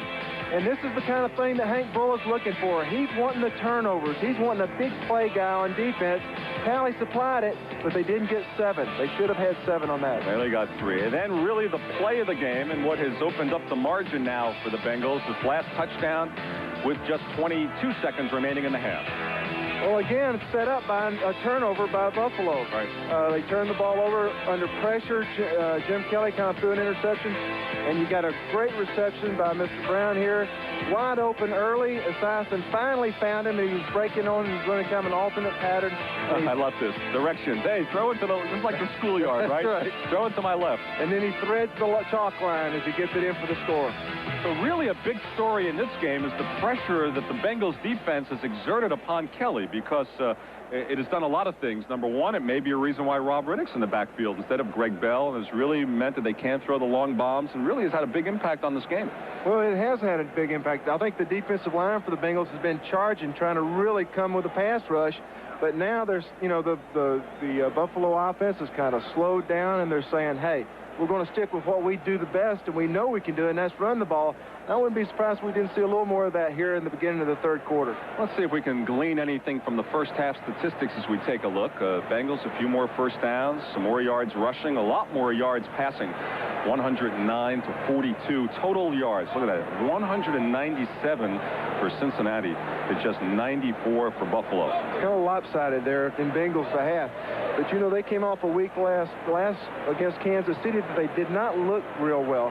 And now they're looking like a championship quality team, the kind of team that the Cincinnati fans had expected to see this year. All right, you're a guy who has spent so many years in the locker room. Buffalo obviously has to make some kind of adjustment here. They actually sit around all as a team and say, okay, here are the adjustments, or do you talk by units? How does that work in the locker room? Basically, the offense sits on one end, the defense on the other. But on the offensive side, they're saying, here's what's working, here's what not, here's what we got to do it right. But the biggest thing they've got to do is say, hey, let's don't panic, let's don't get scared, let's don't go in the tank. Let's just keep playing hard football, the kind of football that we know that we're capable of playing. Buffalo will get the ball first. As you see Jim Kelly, let's see statistically how he has stacked up. And Esiason, as we've noted with the edge, and one interception thrown by each. And again, I mentioned in the first half, trivia fans will say years from now, who is the first NFL player to intercept a pass against Kelly? And the answer is, sports fans, right, Leo Barker of the Cincinnati Bengals. So Esiason with the edge. Kelly will get the ball first. It is 21-9 Cincinnati as we start the second half. Jim Breach teeing it up. And he will kick it away for Rob Riddick and Walter Broughton. And this first drive becomes very important for the Buffalo Bills. They hope to break this long drought road game. They've lost 17 in a row. Here's Rob Riddick looking for running room, and John Simmons shows them the way at the 10-yard line. Fine special teams tackle turned in by Simmons. A lot of times you can look at the opening kickoff in any situation. It kind of sets the tempo. That time Cincinnati came down with full of gusto. They're saying, we're going to win this ball game. What's John Simmons right here? Plays off the blocker and then bang. That's a pretty play. Simmons, a cornerback behind Lewis Breeden, and shows his value there. So they'll start at the 11-yard line. Kelly just 6 of 13 for 53 yards. And now Greg Bell does start the second half. Can you imagine an entire half he didn't have a single carry? He was out a good part of the time. Andre Reed in motion. Kelly throwing on first down, completing to Bell. Bell finally touches the ball and quickly puts him out there a first down with David Fulcher, the rookie cover. Well, it looks like a little different strategy now. You know, they've taken out the other halfback because I think what they were doing with Riddick is he might pick up the blitz a little better. But now with Greg Bell in there, he's the better receiver, so maybe they're going to look at using the halfback a little more in the pattern. A gain of 11 yards, John, out to the 22. Buffalo with a first down quickly. And they will re-huddle. Just a gorgeous day for football. Temperature up close to 80, shirt sleeve crowd. Virtual sellout, but not in time to lift the local blackout. Sam Weiss having a little meeting with the officials. I don't know what the question is, but doesn't look to be like he's real happy with him. Maybe we can find out from the sidelines what this is all about. Pointing to his ear, it sounds like he may not have sound on his headset getting down from the press box, and he's wanting to says, if my headsets don't work, now why don't you go over and tell them to Hank Bullis turn his headsets off either. You know, that's a little unfair. He can hear and I can't.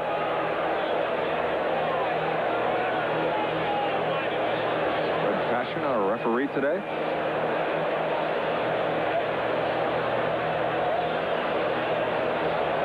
And I think you're right, John. I see one of the officials talking to a Bengals assistant about his headset, so maybe you picked that one up. In any event, it's a first down as we start the third quarter. Cincinnati in the lead. Kelly with a first down at his 22.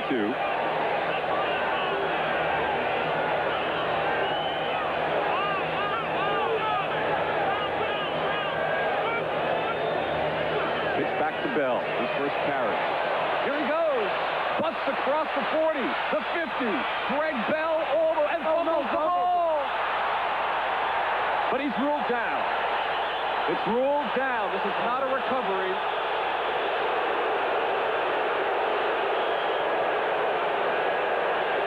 What a run by Greg Bell, 42 yards, and nearly lost it. Let's take a look at this replay. This is the same play that Riddick scored on earlier in the game. As you can see, 42, Ricky Moore makes the block, and Bell cuts it back to the inside. It's the very same play they scored on in the second quarter. Ooh, I'm not sure of that play. It was close. Down to the 36. I wonder if the replay official is taking a look at this one. It's kind of bobbling there.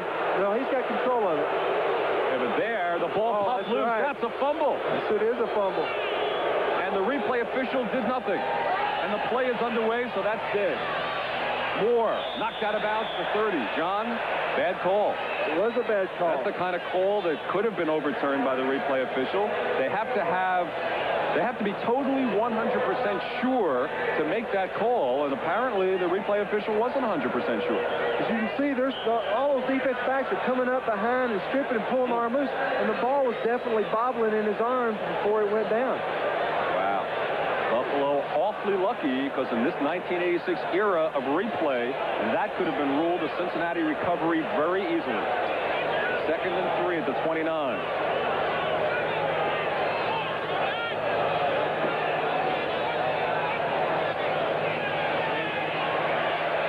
Straight ahead. Ricky Moore just kind of a plow horse in there. They're just still making those linebackers be assured that, hey, we will test the middle. And then besides that, it was 3rd and short. That's the time that you can go in and take advantage of, or 2nd and short, you can take advantage of that and let people start thinking of your capabilities, what you can do. This is 3rd and a long one. All just about 27. Wow, was Buffalo lucky there. And he calls timeout. Didn't like something he saw. So the Bills take time to think it over. We'll be right back. Mercedes-Benz was building sports sedans before there was such a term as sports sedan. Experience pays.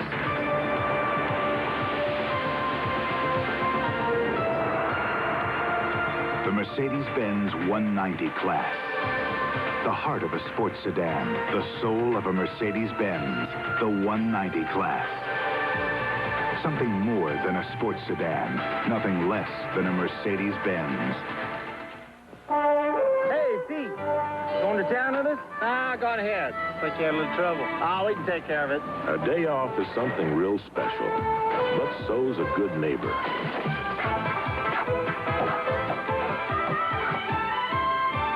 Down with this, Pete. Bush. Head for the beer brewed natural as a mountain stream, for a taste as smooth as its name. Bush. Head for Bush beer. For the mountains. At News Center 2, we believe some of the most important stories are the ones some people don't want us to cover. They're the ones you have to work harder to get. So when someone gets those stories as often as News Center 2's Tony Farina, it's why we call him the newsbreaker. Sure, you take some risks when you expose things that are wrong. I think there's a greater risk in allowing them to go unreported. When news breaks in Buffalo, newsbreaker Tony Farina is the first to know. And when you watch News Center 2, you'll be the next. News Center 2, working harder to be Buffalo's best.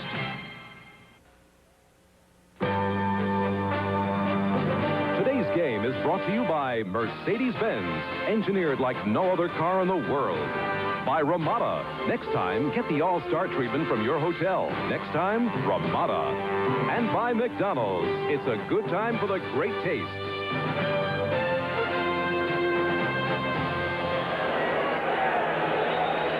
Fulcher, you know, on the sideline while we were away, they were kind of looking at something. I couldn't tell what it was. It looked like it might be hurt a little bit. 3rd and 1 at the 27 for the Bills. Greg Bell, I believe he has it before he was pushed back. So Bell getting the call at halfback here in the second half after he was benched in favor of Rod Riddick. And Bell's a fellow who rushed for over 1,000 yards 2 years ago, over 800 yards last year. I wonder how he must have felt sitting out the majority of that first half. Well, you know, I think you sit back there and you want to get into the game. You want to show the folks and yourself and everybody else what you can do.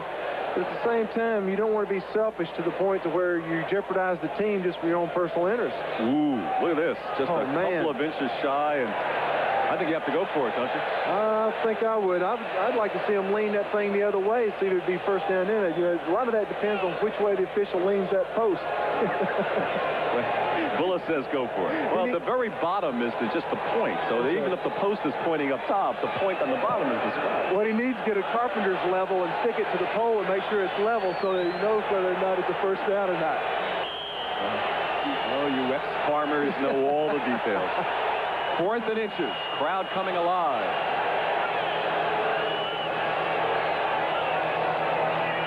Straight ahead with the dive for the first down is Ricky Moore. I'd like to remind our viewers, at the end of the game, we will be selecting the Budweiser Most Valuable Player. Who has the inside track right now, would you say? Gosh, I don't know. Kennebrew looked real good for Cincinnati opening, and then they kind of mixed it up. Then Raddick the first half, you know, with Bubble, and now all of a sudden Greg Bell's come in, and he's taking his place. I tell you, it's a lot of good players are playing today. Not to mention Eddie Brown, 2 touchdown receptions. That's true. Let's take a quick look at the 10-minute ticker before maybe we won't have a shot before the next play comes off. The Raiders have taken the lead on Washington, and I can't believe it's 3-0 Philadelphia over Chicago. It's a wild one. All right, first down at the 24.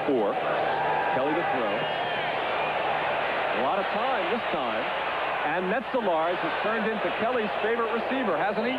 Inside the 20 to the 18. And he drew double coverage to boot.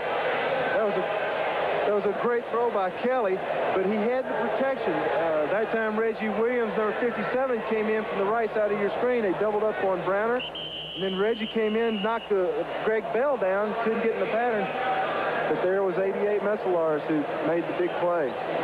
One of the Bengals is down, and undoubtedly he was one of the ones you see in the picture now. So while they tend to an injured Bengal, we will take a timeout in Cincinnati. The Bengals lead it 21-9. 8 long years of development have created the Mercedes-Benz 300E. It moves from 0 to 55 in a stunning 7.5 seconds. It moves performance sedan engineering into a new dimension. And it returns to 0 with computerized ABS anti-lock brakes. The 300E sedan.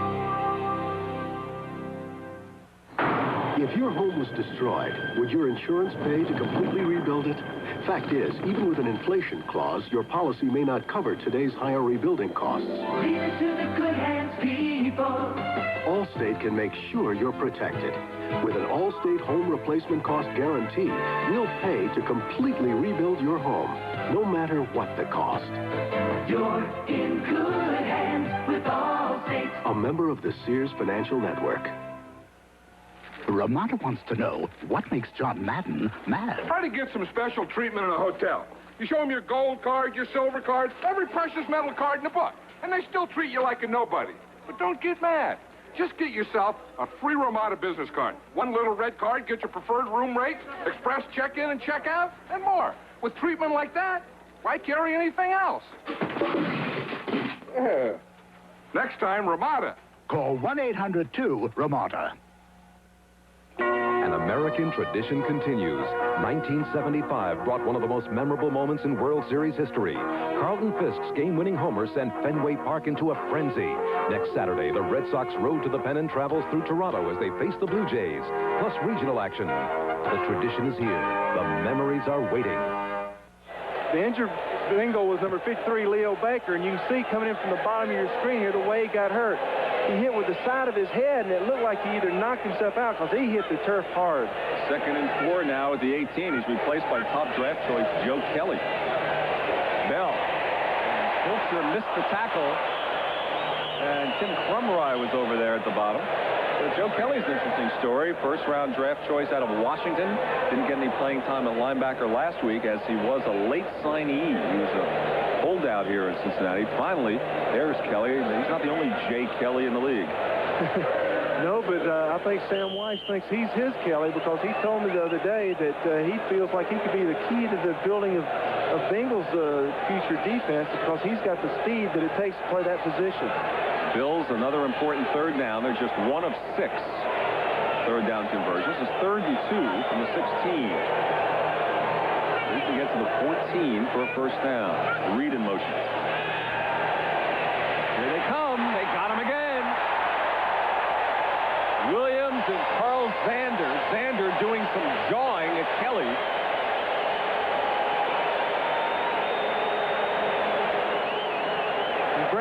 In ground level, we'll look at Carl Zander, number 91, come in. He kind of dropped off, showing that he was going to go into coverage.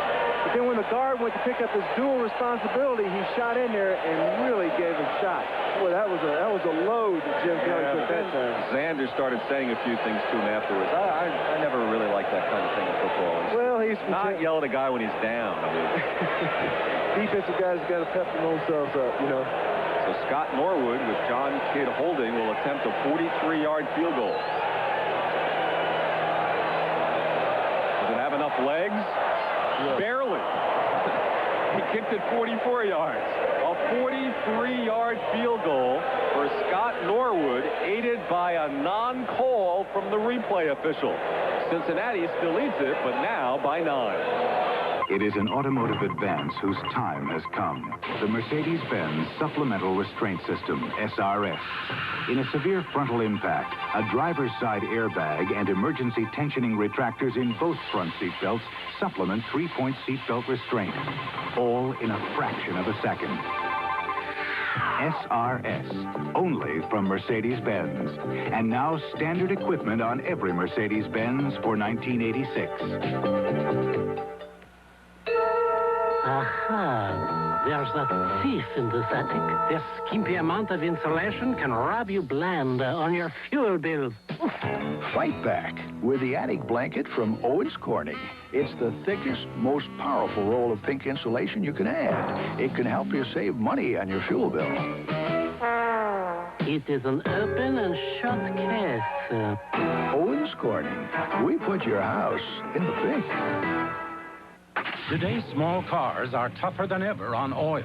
Their high-compression engines not only rev high, they can run hotter than regular small car engines. Their searing heat can begin to break down an oil immediately. That's why there's Castrol, the only leading motor oil that in every grade provides maximum protection against viscosity and thermal breakdown. So use Castrol before your engine does something to get you heated up. Castrol, engineered for today's smaller cars. Next Sunday, the NFL plays here when the Dolphins battle the Jets. Before your team takes the field, our team hits the air. NFL 86. And Kelly on the phone with his broker. They exercised ball control that time, John. I mean, they did hang on to the ball for over 5 minutes to start off the third quarter. They did. The one problem they had is they didn't get 7. They're still having to settle for 3 while Cincinnati's getting 7. Yeah. And that 4-point spread, that makes a difference by the end of the game. And this will be an important drive for Cincinnati. Their first possession of the third quarter. They have the 9-point lead, a chance to blow it open to 16 as Norwood gets ready to kick it away. Back at his 4. And Martin dragged down at the 23. Now, let's pause briefly for station identification. This is the NBC Television Network. This is WGRZ TV2 Buffalo. Back in Cincinnati, Len Berman with John Hanna. We have 9:34 remaining third quarter. Cincinnati continues to lead Buffalo 21-12, but now Esiason and company. Notice no huddle. They ran in from the sideline and went right to work. Why need to huddle if they've been off the field thinking about things? James Brooks to carry. And he rushes for a couple to the 25, and Guy Frazier making the stop. And time once again to check out the scores as we have a whistle on the field and perhaps an injured player. So Sam White's running out there. The Raiders lead by 3, Giants by 3, and Philadelphia still leads by 3.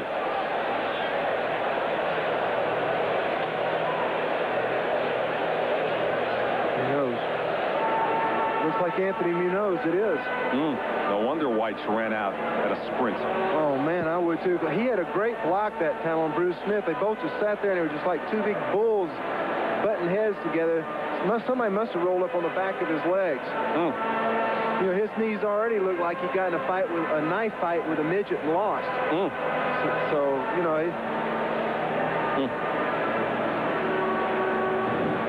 Seventh year out of USC. You know, he's got the 5 straight Pro Bowls. Anthony Munoz, the anchor of this huge, fine Cincinnati line. You just hate to think that he is hurt. And while he is tended to, Dallas now leading 17-0. And Houston, after scoring the early touchdown, they've been shut out by the dog defense of Cleveland. It's now 7-6 Houston in the third.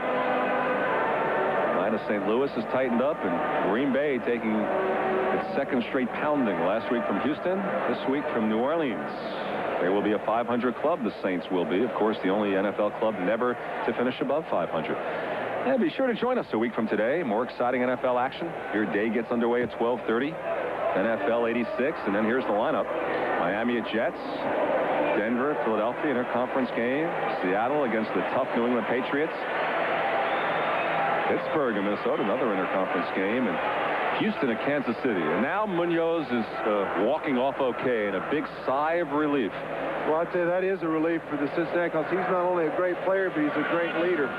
You know, I used to go out and you can see the knee braces all over his knees that he's already wearing to protect himself. And but you know, I used to look forward when I get the chance to play in Hawaii for the Pro Bowl.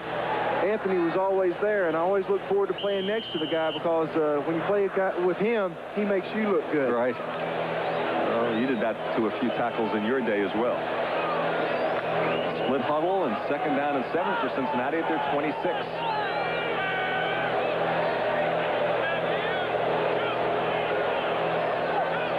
Long count. Change of formation.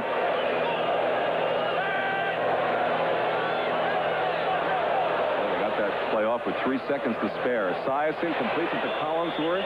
Hit hard on the far side by Charles Romes. Near a first down. Now, let's go to NFL 86. Bob? All right, Lenny, this is the third quarter at the Meadowlands. Giants leading the Chargers 10-7. Dan Fouts tries to go deep, but the Giants' Mark Collins steps in front of Trumaine Johnson and picks it off. Collins was burned Monday night against the Cowboys in Dallas, but he gets the job done here. Boy, he sure was. And holding Fouts to 7 after he scored 50 a week ago. Here it's 21-12. Cincinnati over Buffalo. We have 8.5 minutes remaining, third quarter, and now it was marked the first down at the 33.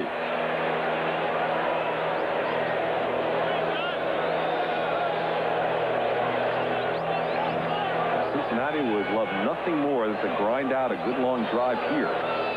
Brooks. And maybe 2 out to the 35.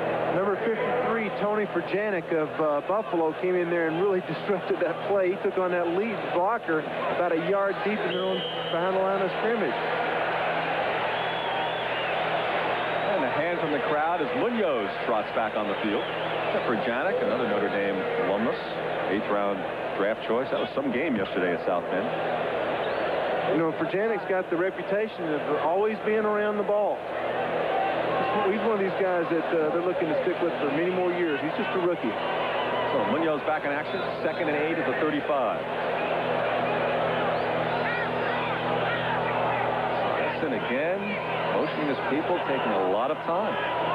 Showing a blitz here. Clock is down to 5. Esiason going deep to James Brooks, and had it in his grasp, had a chance for it. Even though Rod Hill was with him step for step, and credit Rod Hill there. He's stepping in at left cornerback after Derek Burrows really struggled with the Jets and Wesley Walker last week, and the job gets done here by Hill against Brooks. You can see Rod Hill does make contact here with Brooks, but the reason there's no penalty there is because both people have equal right to the football. Right into his chest. And again, no huddle offense from Cincinnati. 3rd and 8 at the 35. Buffalo would love to hold right here. Get the ball back.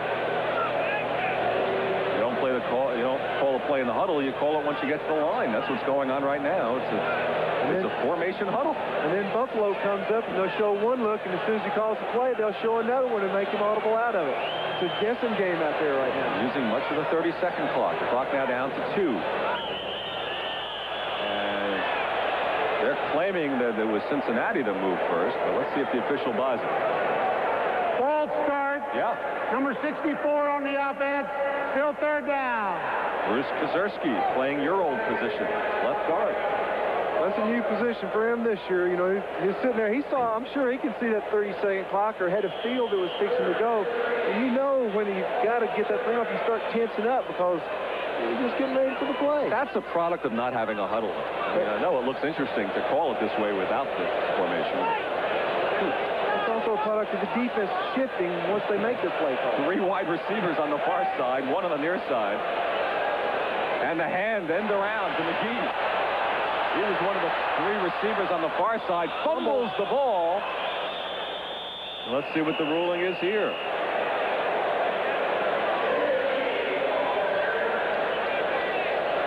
Tim McGee was the ball carrier on the reverse, and he's ruled down, so no fumble. So let's judge on this one. With big number 65 turn Darryl Talley 56 around, but then the fumble goes, and now it's everybody's ball, and big Dave Remington, who is a load, flattened the ball out. We couldn't tell from that replay, unlike the other one of similar nature. Here's Jeff Hayes. Running for the 3rd time. Walter Broughton stands at his 13. Good rush. They didn't get to it. Another good high kick from Hayes. Broughton at the 18. The return is on. Flag is down. Broughton will go all the way, but let's see the penalty flag. Broughton scores it, but will it count? Number 29, Derek Burrows through the clip, I think. Well, it was a nice effort for the youngster from Jacksonville State, but unfortunately for Bills fans, it will not count. An 83-yard return will be wiped out by yet another costly Buffalo penalty. What's funny is he didn't have to make that call. He had position on his man, but the guy had his back to him. Now, what he could have done was waited and just kept the position and let the ball carrier run around. Illegal block during the return. Number 29 of the receivers, first down at 10. But again, just maintain that position there on the left side of your screen. That was it. When he turned to chase the ball carrier, it's been a legal block, no penalty, touchdown. Good pickup, John, on Derek Burrows. He was the man with the push, and as we noted a moment ago, that's why he's not starting at cornerback, because of a struggle last week against the Jets. So, instead of a touchdown and a 21-19 game, they're backed up to their 9-yard line. Quite a difference for Jim Kelly. Dangerous territory to be in.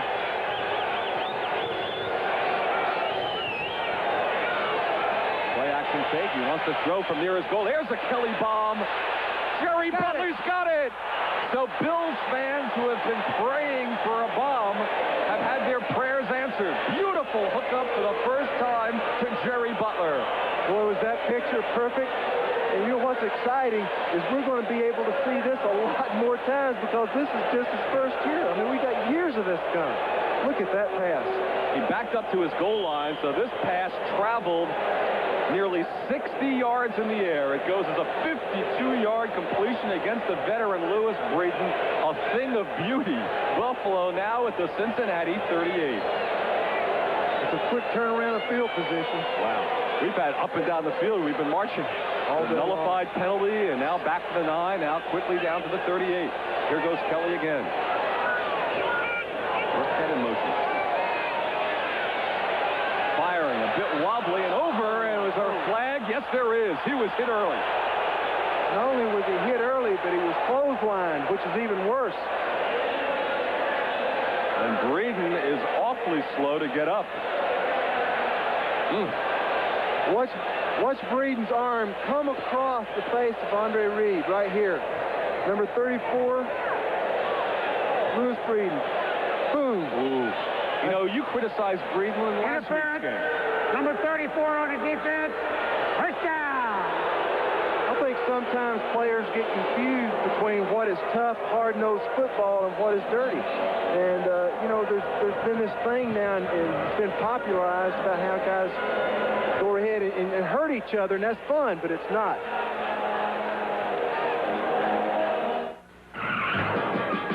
Today's Duracell battery.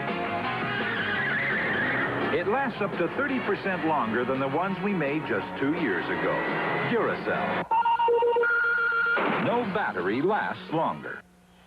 Introducing McDonald's NFL Kickoff Payoff. Oh, boy, a new game at McDonald's. I'm so excited. How do you play? Collect trading cards of all your favorite NFL stars. I got my card. Is this it? No. I got it. Each card's a winner. Win a McDonald's sandwich, fries, or Coca-Cola. New winners every week. But you got only 1 week to turn in your winning cards, so hustle. NFL Kickoff Payoff. Follow me. At McDonald's. I know a shortcut. America rides Monroe. America rides Monroe. On the road, the way to go. America rides Monroe. More people ride Monroe shocks and struts than any other brand. And right now, get up to $20 in rebates. Get $2 back on each Monroe Matic Plus. And $5 back on each Gas Magnum or Gas Matic. They'll give you the best ride ever, guaranteed. On the road, the way to go. America rides Monroe. In North Carolina, Honda lawnmowers are assembled from the wheels up. Then the final critical step, the Clara Johnson test. If Clara pulls and it starts, it's a Honda. Ship it.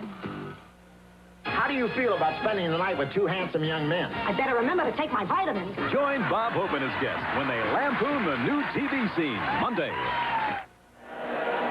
Lewis Breeden on the left, the man who threw the clothesline, was the man who was shaken up. He is now out of the lineup, replaced by Ray Horton. And Buffalo now in business at the 13.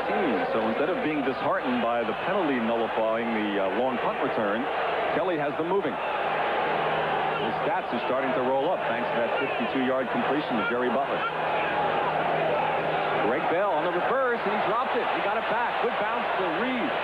Andre Reed, and all of that picked up 2 yards, maybe 3. Tim Crumrye finally on the tackle, but on the reverse, it came to Andre Reed, who dropped it, and the ball bounced right back into his hands and wound up picking up a few yards. Let's watch Andre Reed isolated here. You know, what's funny is the guy got the ball, and all the blocks were laid, and I think he could have danced in had he not had to wait to pick up the ball. Of course, that is important to carry Willie in the end zone, I think. You know, he could have run in there without getting touched if he hadn't fumbled, I think. Now to the 9-yard line. 2nd and 7. Pitch back to Bell. Good blocking from Moore, and Bell, touchdown, and he can credit his fullback for a key block. He ran over number 26 that time. I mean, just, ooh. Watch this run. Oh, man. Bobby Kemp, he didn't know what hit him that time. Watch number 28. Watch him come through here and hit this guy. Moore. There he is. Bang. And then knocks him backwards. Bell knocked Kemp backwards for his touchdown run. So suddenly a man who sat out the majority of the first half has 6 carries for 55 yards and a touchdown. Shades of Jim Taylor. Wow. Ran over Kemp. And this extra point attempt can bring them within 2. Norwood is perfect. So now with 4:09 remaining in the third quarter, the Buffalo Bills are suddenly within 2 points, 21-19. If he hadn't missed the extra point earlier, it'd be 21-20. And if you keep going for Buffalo fans, if they got the 7 after the big fumble return instead of 3, the Bills would be leading in this football game. Yeah, but Lynn, if ifs and buts were Christmas and how's that go? If ifs and buts were candy and nuts, we'd all have a Merry Christmas. That's good. All right.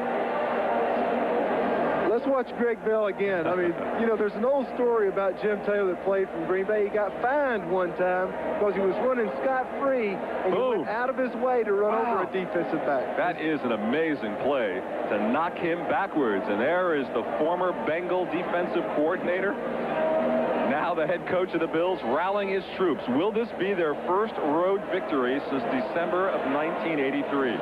Hank Bulla is fired up. He wants to beat these Bengals as their team. And Jim Kelly, you know, although he hadn't got the stats, I think his biggest plus is he's not so impressed about what he does as long as the team wins. And a reminder tonight on NBC, the season premiere of Our House, starring Wilford Brimley and Days of Our Lives' Deidre Hall. Then following the presidential address, it's a movie for the whole family, Dumbo, followed by TV's bloopers and practical jokes. Big night coming up on NBC. Tim McGee kneels in the end zone. So the Cincinnati Bengals on the touchback will start at their 20. And the Buffalo Bills have come to play with 4 minutes and 2 seconds remaining in the third quarter. Boy, that shot of Bell running over Kemp. Will we see that on highlight after highlight over the next few days? That was some flick. For the rest of his career, I mean, that's something that he'll go through his life remembering that lick. Those are far and few between. So, Sam White's now feeling pressure. First down at the 20. And back to the first quarter sprint, which was Kinnebrew. And Brew hits it out for 2, maybe 3 before Martin Bayless could make the tackle. The hole opened up pretty quick there, but he didn't find it quick enough to pop through and get into the secondary. So, you know, it only wound up being a 2-yard game where really it should have might have been a 3 or a 4 or maybe a 5-yarder. Most of the yards the Kinnebrew rushed was on that first series. Broke one for 22. They need to get the offense going here. They're within 2. They need to get that 9-point spread back in this ballgame to feel a little more at ease. 2nd and 8 at the 22 for Cincinnati. The outlet pass to Brooks to the 25, to the 30. And I believe he'll have a first down at the 31, perhaps the 32. So the last resort was Brooks, and he made the play for first down yardage. The coverage this time for the Buffalo Bills was excellent. Everybody kind of dropped back and had those zones filled, so that there was no real outlet in there that Esiason could drop off to. So he had to go to the dump off. But with James Brooks, number 21, that's a pretty good dump off. That water bug can make some yards.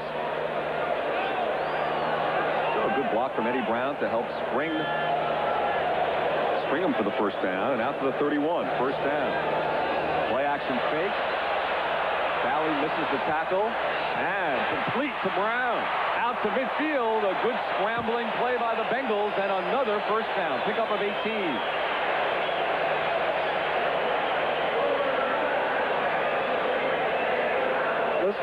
Let's watch the secondary here dropping off. Rod Hill got turned that time and was running back in a hurry. As you see the little zone there at the bottom of your screen, wide open. Finds the seam, and there it comes.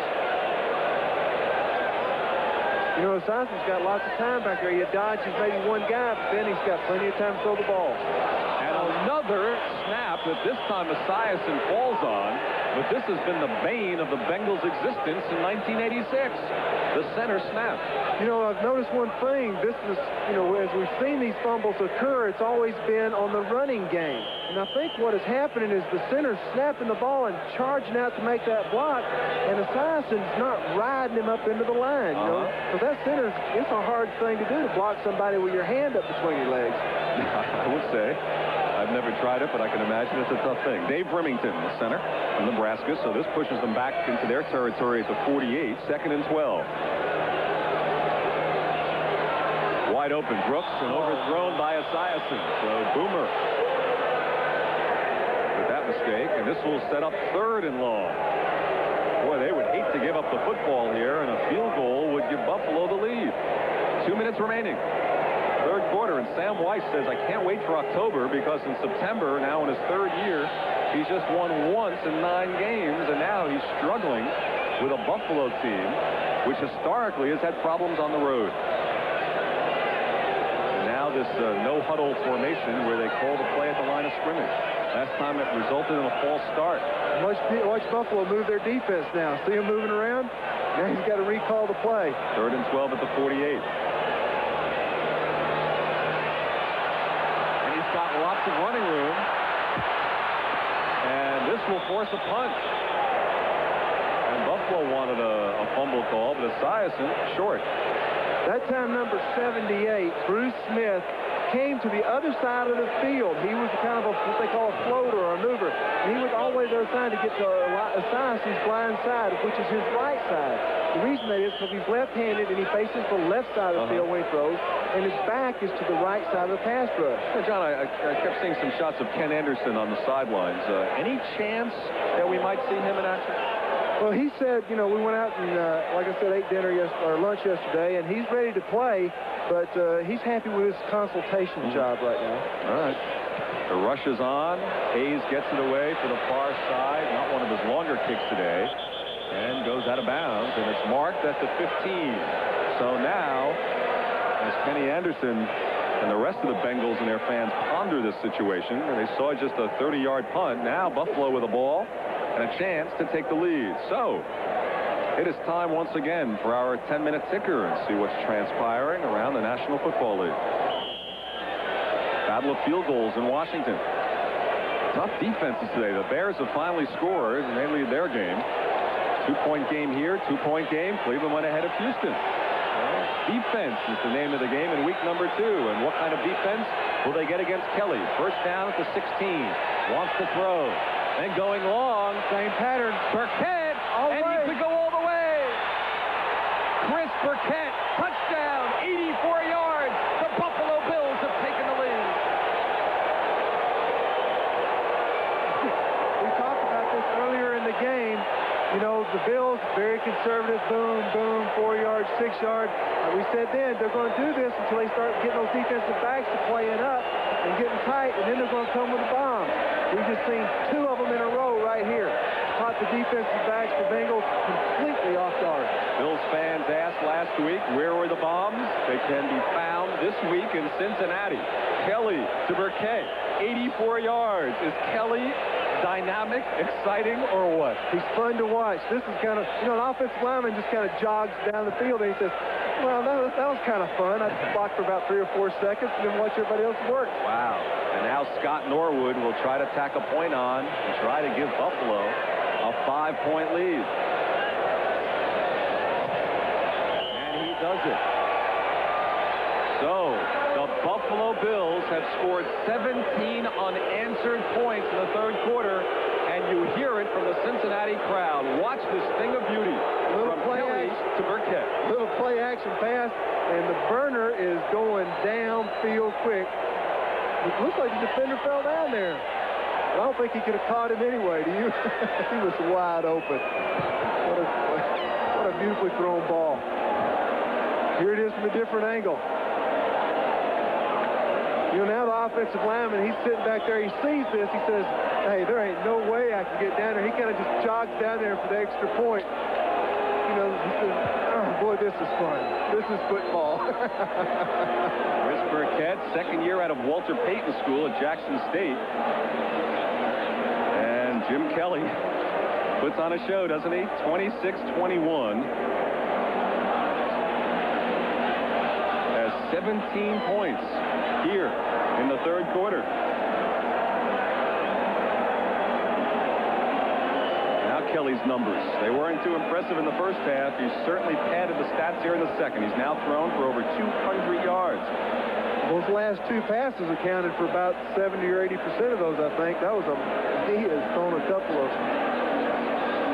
long line drives. The 84-yarder represents the first NFL touchdown for Chris Burkett. So, with 54 seconds remaining in a Bills third quarter, the Bengals will try to figure out what's going on. McGee at the 1. Across the 20. McGee all the way out to the 41. So if you like a lot of yardage, thanks to a 39-yard return by Tim McGee, this is your kind of ball game. Rodney Bellinger finally made the tackle. Let's pick up this return from McGee. It's pretty. Watch him run here. It's a great return, but I also want you to watch number 36, Rodney Bellinger, right there. He got blocked, and he comes back, and this is something Hank Bowles wouldn't see him trying to strip the ball there with his right arm, trying to rake it free and cause a fumble. And the Bengals again without a huddle. First down from the 41. For the first time in the game, they trail. It's 26-21 Buffalo. Esiason wants to throw. Outlet to his tight end, Holman. Across midfield and down to the 47. Tony Janet watching Holman carefully on the play. And a few words between Holman and Eugene Marv. I think that time Holman thought he was already out of bounds. That was a little close, you know. You get the temperament going. He's flying out of there, and he's coming down the sideline. All of a sudden, Marv's running. He says, go ahead and make sure he's out of bounds, because Holman can gain some yards. He's a big guy, and you better make sure he's out when he's out. Well, the official ruled he was inbounds. Pickup of 13, first down at the 46. Kinnebrew. And Kinnebrew gets a couple. Crowd not responding favorably to the play selection. Sean McNanny in on the tackle. Defensive line for Buffalo Bills that time came to play. They just stood up to that big, massive unit for Cincinnati and just held their own, held their ground. Well, there are 8 seconds remaining in the third quarter, and let's see if the split huddle will give Cincinnati enough time to get a playoff before the gun. 2 seconds, 1 second, and that's the end of the third quarter. At halftime, it was 21-9 Cincinnati.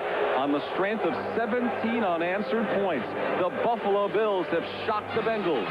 It is now 26-21. Meet the man who's going to defend NBC on Tuesday nights. Next to injustice, I hate losing. Hi, I'm George Hamburger, and every Monday and Friday during my morning show on WGR AM 550, I'll be talking to Bills' powerhouse quarterback, Jim Kelly. We'll discuss this past week's game and the Bills' exciting future. Then we'll take your calls. You can ask Jim Kelly himself your questions about the game. That's the Jim Kelly Show, Monday and Friday mornings at 8:10 on WGR AM 550. Watch Mike Andre and Beverly Armstrong on NewsCenter 2 weekends. A quarter that is destined to go down in the Buffalo highlight film for 1986. A 43-yard Scott Norwood field goal. A 9-yard Greg Bell Mack truck kind of run when he ran over Bobby Kemp for a touchdown. And then 84 yards the bomb. Kelly to Burkett for 17 points. And now the Bengals are faced with a 2nd and 7 at the Buffalo 43 as we start the fourth quarter in front of a sellout crowd in Cincinnati.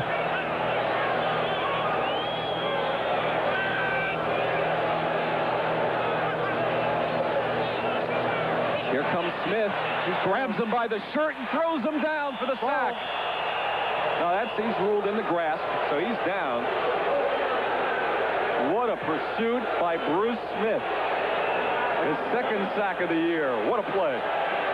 Again, Bruce Smith, number 78, lined up over on the right side in front of Brian Blados. You see him there coming, bang. Blados is playing out of position now. You know, he's new, he's fresh.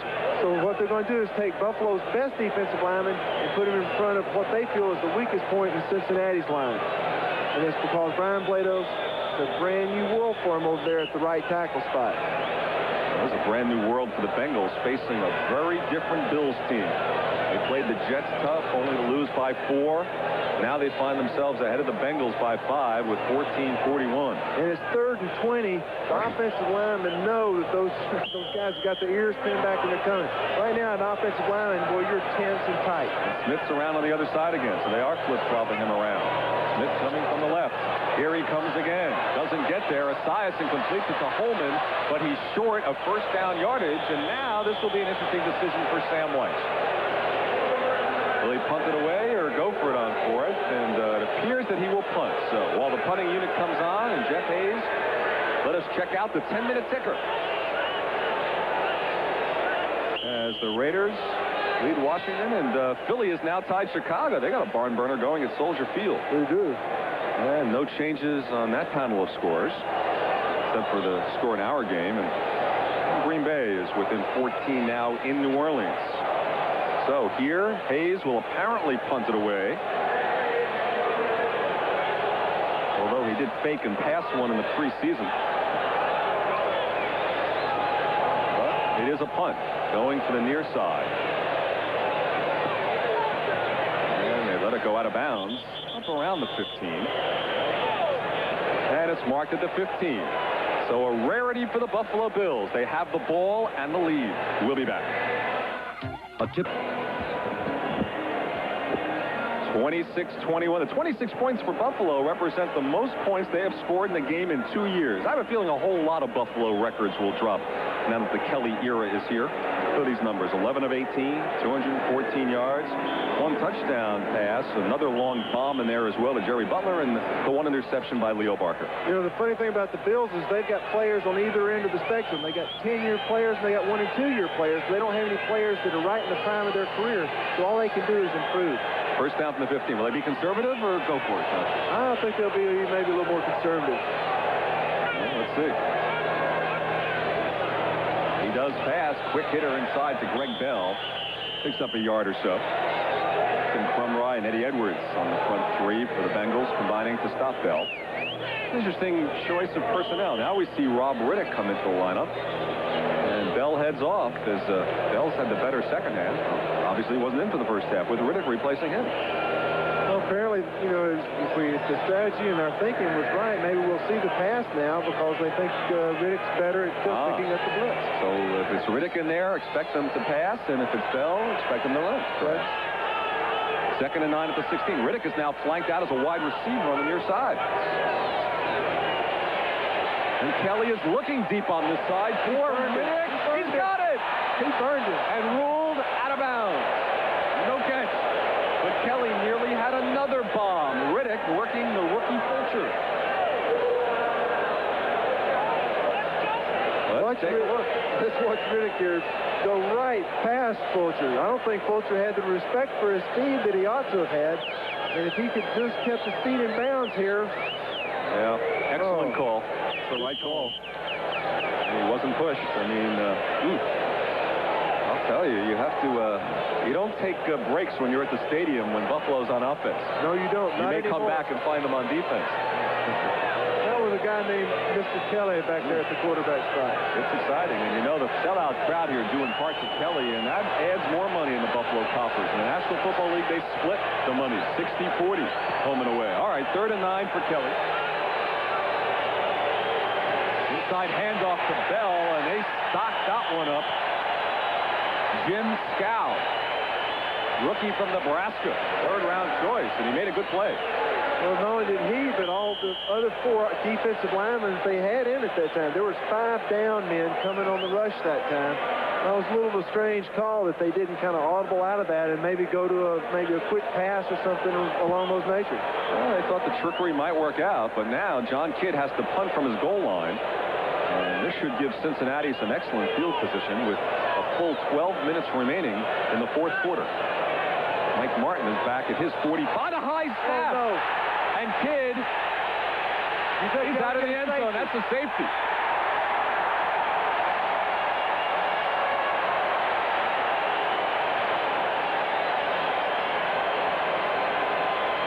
You know, they call John Kidd the disaster quarterback. That's right.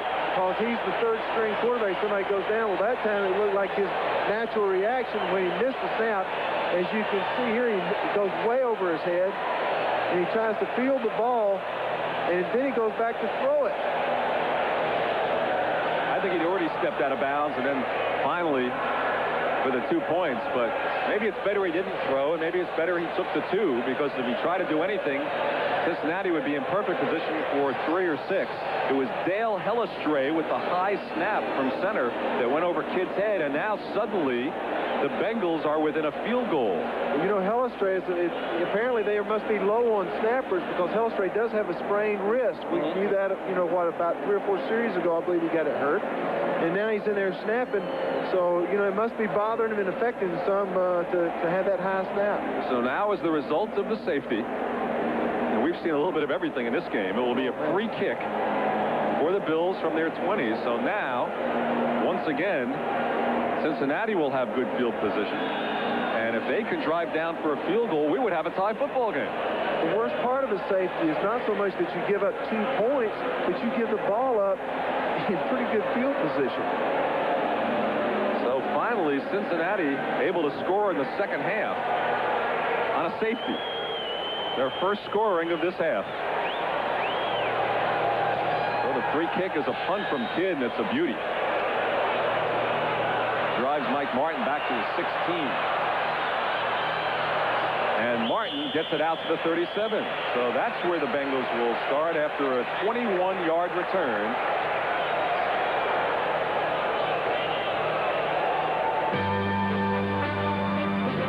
Today's game is brought to you by Ford and your local Ford dealer. Have you driven a Ford lately? By the Travelers, one of America's strongest, most experienced financial experts. And by Budweiser, Beechwood Age for that clean, crisp taste. This Bud's for you. First down at their 38. The Bengals trailing by 3. 11:45 remaining in the fourth quarter. Esiason under pressure. Throws. It's out of bounds. And Ted Collinsworth caught it, but he was out. So now the pressure on the Buffalo defense, and they seem to be responding, John. They have shut out the Bengals in the second half. Buffalo has really played excellent football. They've done a lot of things differently in the second half, especially with number 78, Bruce Smith, flopping from side to side to cause some confusion among the offensive line. And then the defensive linebackers are really playing some aggressive football right now. They're really attacking the Bengals. Bengals have had the ball 3 times in the second half, and they've had to punt all 3. The Bills had the ball 4 times. They always score, except the 4th time was a Buffalo score. You know, a safety for Cincinnati. So 2nd and 10 at the 38. 4 wide receivers, and Esiason on his own quarterback draw is dragged down by Fred Smerlas. And there's an old friend of yours who we haven't had much of a chance to talk about today. Fred Smerlas is a hustler from the word go, but it's real funny when you're an offensive lineman, he starts a pass rush in front of you. It looks like he goes into some sort of a seizure or something. He just shakes all over, and then he finally makes his move. And we should note that Jim Haslett, another fellow you played against all these years when you were with the Patriots, out with a broken leg. He used to say the only way to stop John Hanna was to shoot him.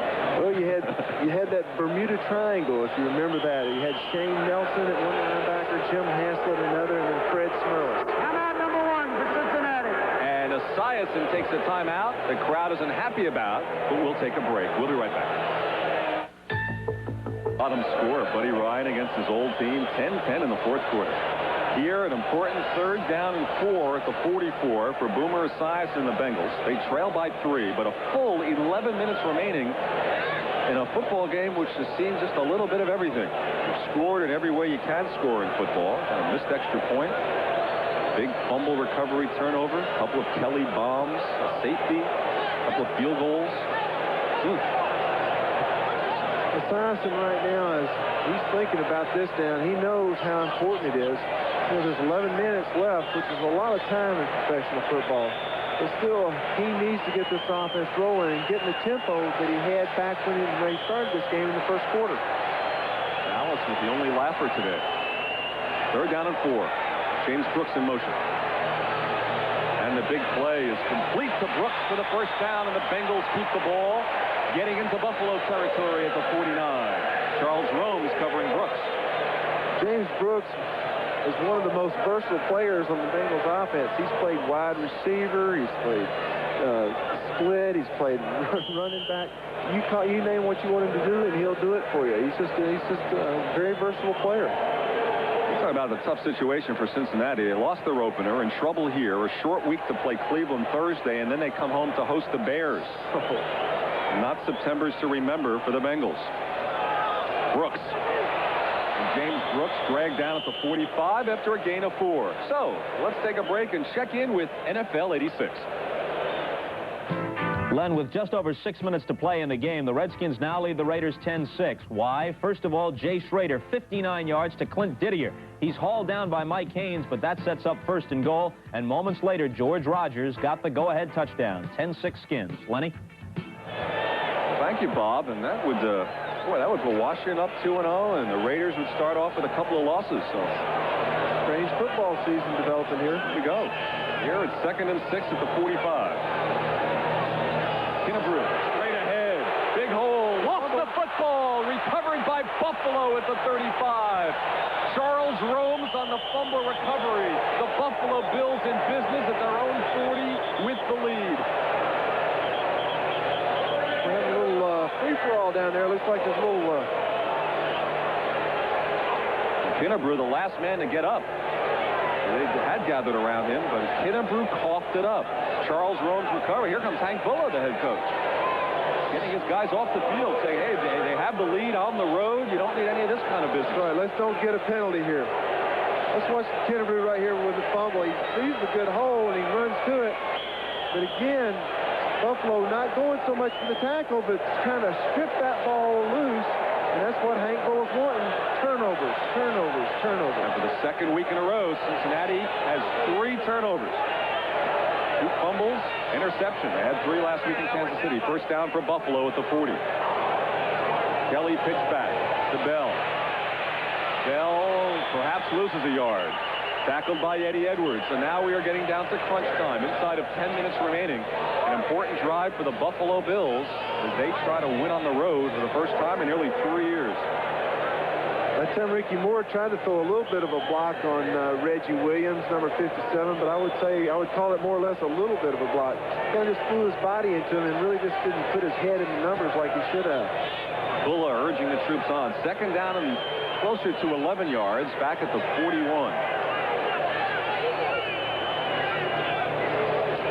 Bell, daylight, midfield, Greg Bell.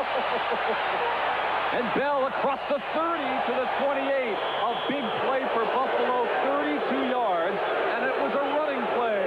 The Buffalo Bills have brought out the Bluebirds here in Cincinnati. They're on fire. Greg Bell, that time, as you will see here, broke out to his left, but he cuts back behind the block of Crumry. Watch him. Crumry over pursues, Crumry did. He cuts back behind his blocks. Now watch him dance. That's a running back. Love to watch those guys perform. And Kemp is the one who we ran over for the touchdown earlier and just kind of watched him to the ground that time. Buffalo now at the Cincinnati 28. First down. Again, the pitch back. This time Rob Riddick at the 25. Riddick across the 20. Big holes opening up for the Bengal defense. All the way down to the 13. Another Buffalo first down. Riddick did a great job that time. It looked like he was going to take it outside, but he followed the block of number 51. We can see 51 on the left side there, pulling up into the hole. He sees it. Riddick cuts back up underneath on the block of number 51 there. Good game. And they are in scoring position now on the 17-yard line. Ripping it open. Sam White must be desperately concerned. 32 yards for Bell, 15 for Riddick. First down at the 13. Bell straight ahead inside the 5. David Fulcher finally grabbed him. Big hole there, right over the side that we've been talking about. Ross Browner. They're attacking the guy, and they're going to say, we're going to make you play football. Everybody knows Ross Browner can rush the passer, but they want to make sure he can run against pass. Watch him there on the left side. They bang Ross Browner, pulling back. He gets an arm, but an arm just doesn't do it with Greg Bill. You got to put your whole heart and soul into it as well as body. 7.5 minutes remain. Second and 2 from the 5.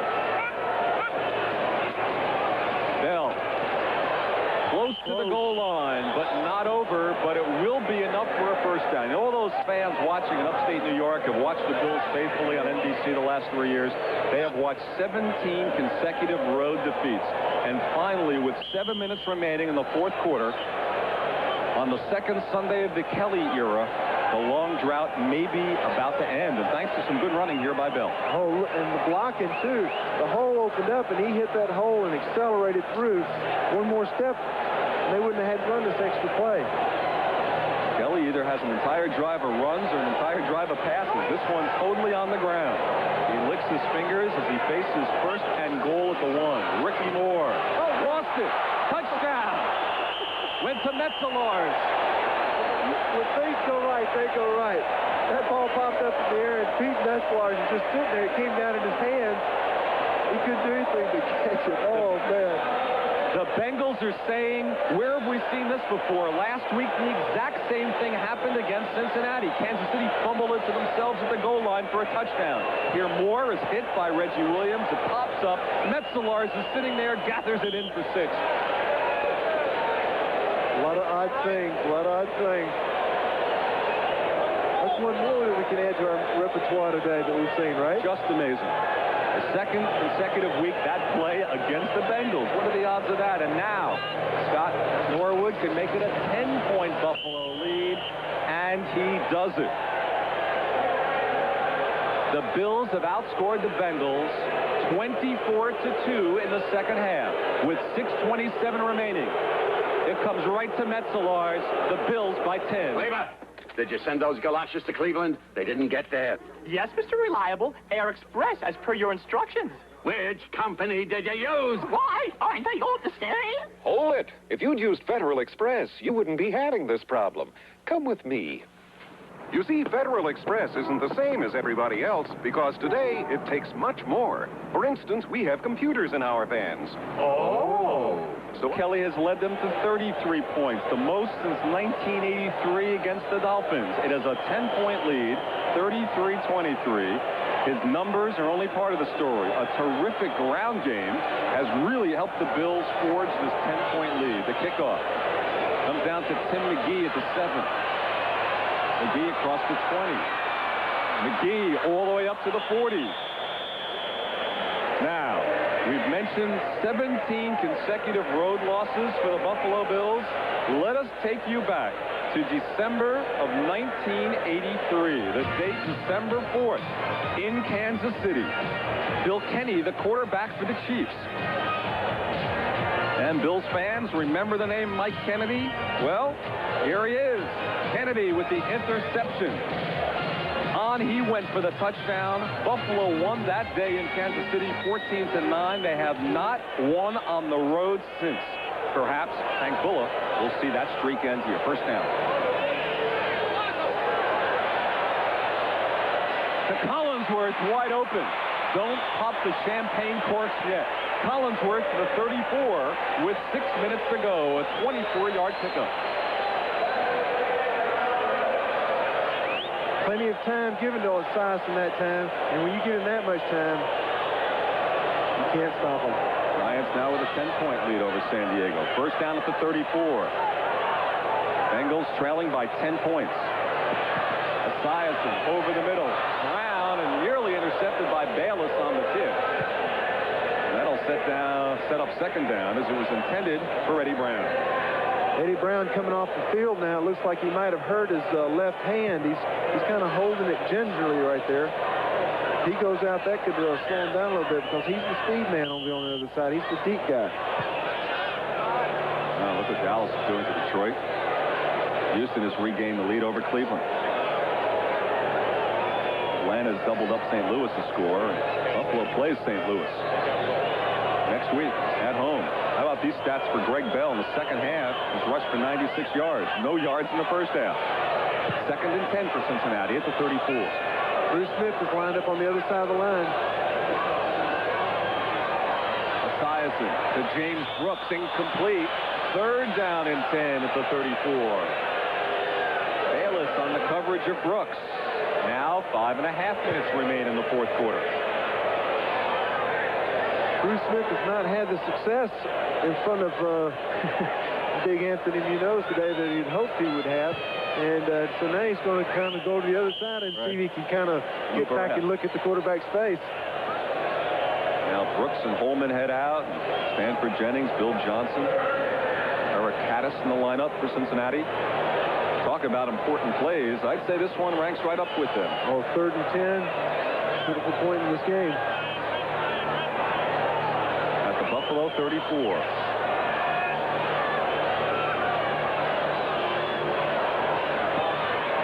Plenty of time for Collinsworth out of bounds. It'll be 4th down and 10. And now he virtually has to go for it because a field goal from this position would be a 51-yard attempt. And, well, Anderson's coming on the field with breach. So they will try a long field goal attempt. There's still lots of time here. You can get a field goal if the defense comes through and stops. You get the ball back. You get a touchdown. You tie it up. In the NFL, you have overtime. So then you go to overtime and whoever flips the coin first. Well, if they indeed carry through with the field goal attempt, remember Ken Anderson, the quarterback, is holding. This will be a 52-yard attempt for Jim Breach.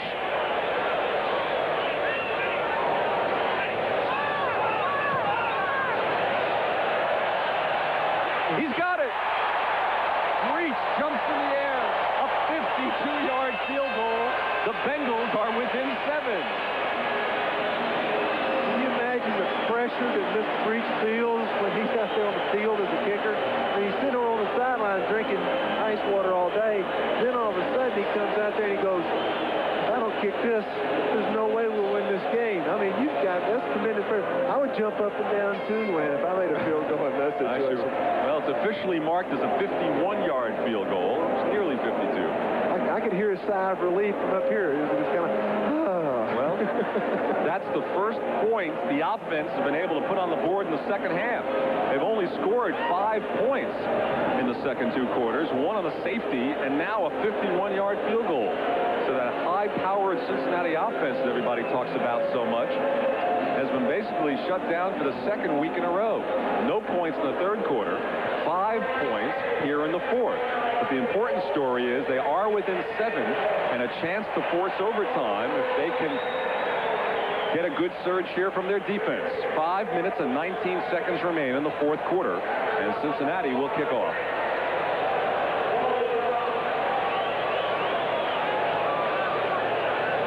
Kelly will keep it on the ground and eat up as much time, and you never know with him. He may just turn it around and go bombs away again. Just what you think you expect from him, he turns it around. Rob Riddick at the 2. Good pursuit. Riddick nailed at the 12. The crowd comes alive for the special teams. Just an 11-yard return. And now the focus and the binoculars will be on the defense. That was great play that time by the Cincinnati special teams. And the fact that you can stop a return team inside your 20. It's like putting a gold star in your pocket. As we see Mr. Jim Kelly come out to lead his Bills. We'll see what kind of offense they do have. And it'll be interesting to see whether Coach Bull decides that he wants to be a little more conservative or whether he's willing to bet his marbles with Jim Kelly throwing another bomb. Buffalo leads by 7. They got the ball at their own 14. The sellout crowd. The noisiest they have been. They are crying for defense. A handoff to Bell. No gain. A flag is thrown in on the play. I think there might have been a face mask against Emmanuel King that time. He kind of just reached in to make the tackle and grabbed anything he could. And unfortunately, the only thing he got was face mask.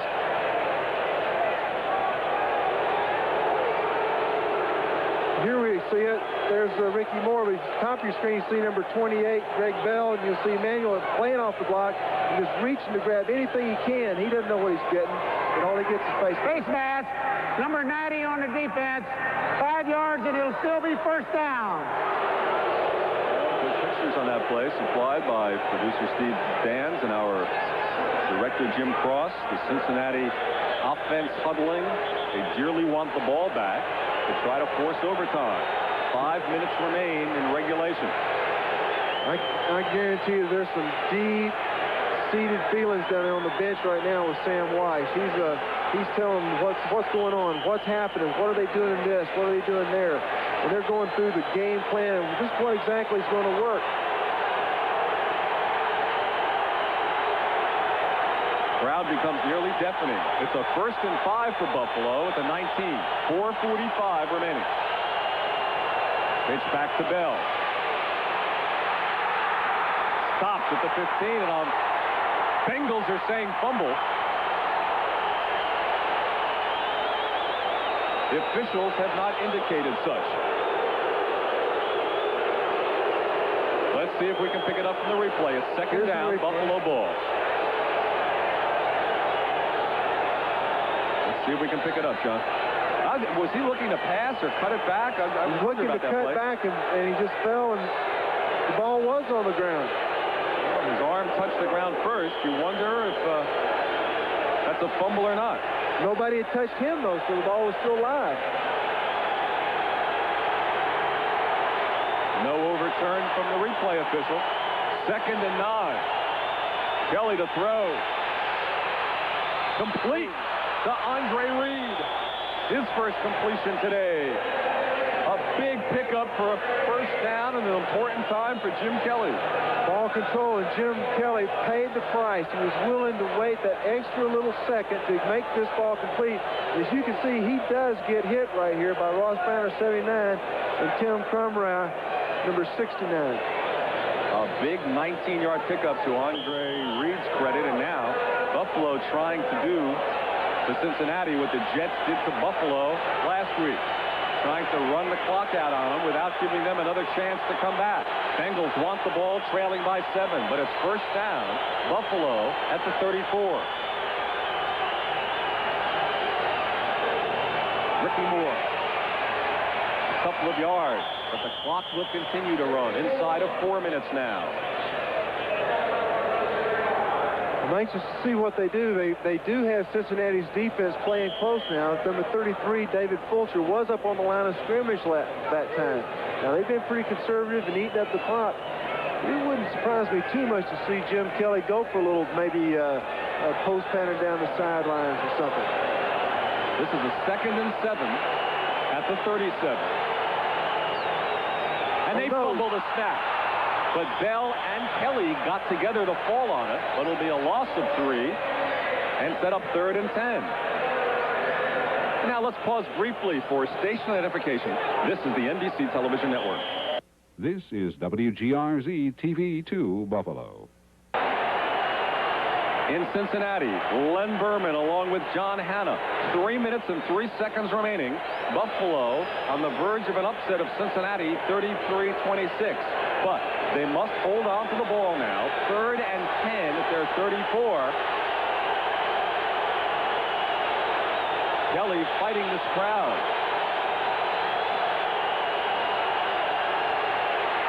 Here they come. Dumps it off to Greg Bell. Bell stopped way short of a first down.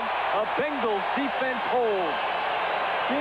Big series of downs for the Bengals defense. Always been the line the last 2 years. They came through on this series.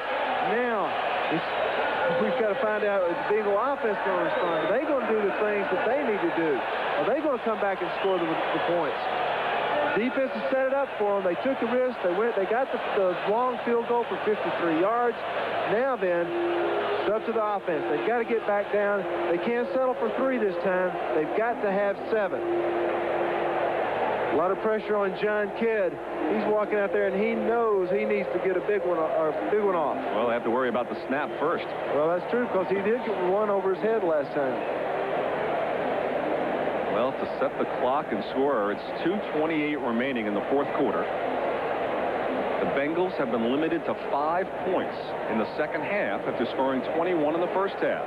Cincinnati trailing by 7.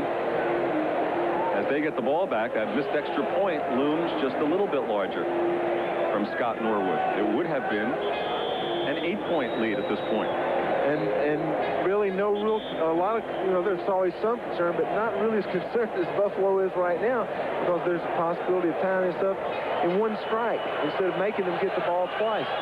If they had the 1 point, Buffalo could sit on the ball and eat the clock out, even if Cincinnati does score with this drive. John Kidd pondering the situation at the 15. Now there'll be a different long snapper in there. It won't be Hellestree this time.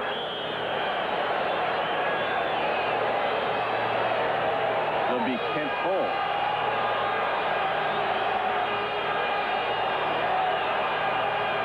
Good snap. And a good kick. Martin waiting for a fair catch at the 25.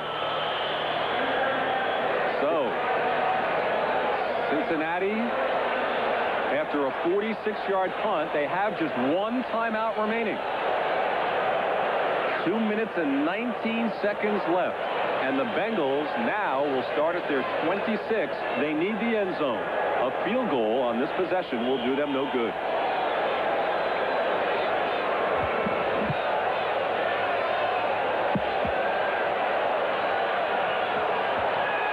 Here we go.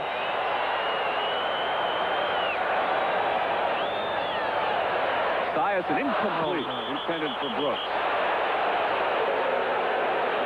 In the second half, Cincinnati has garnered just 42 yards rushing, 98 passing. A total offense of 140 yards, but has resulted in just 5 points. Sam Weiss, he's going through a lot of plays in his mind right now, a lot of defenses. There's a lot of pressure on that man, too, because he knows This 1-8 in September is not a good record for him to carry with him. 2nd and 10 at the 26. Pressure on Esiason. Gets away once. Just heaves it downfield for Collinsworth, who's got it.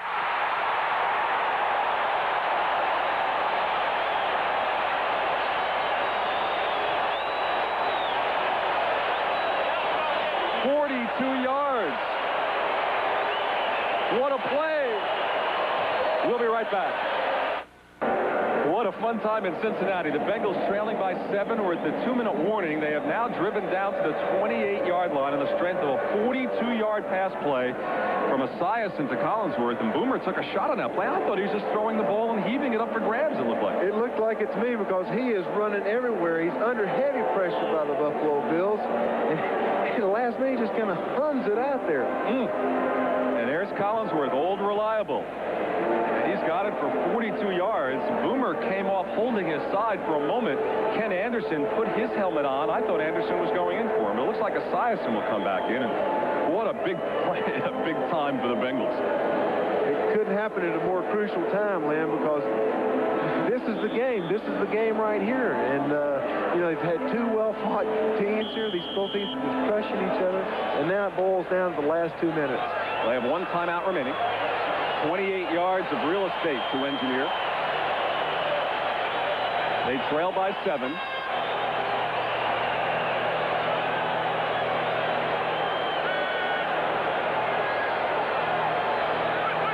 Here we go. The shotgun. The fake to Brown. Bootleg the other way. Esiason. First down, Bengals. That's a good call.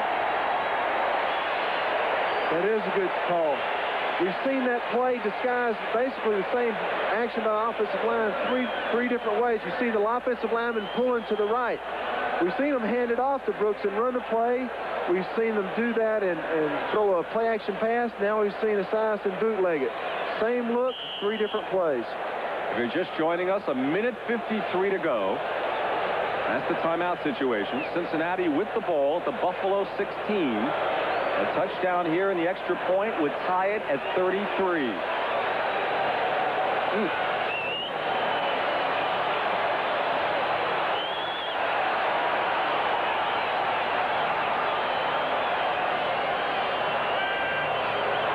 Four wide receivers in the lineup. Got it. No. Oh, it was in his hands. Eddie Brown. Esiason somehow escaped the sack.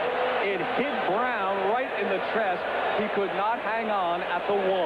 Steve Freeman covering. Oof.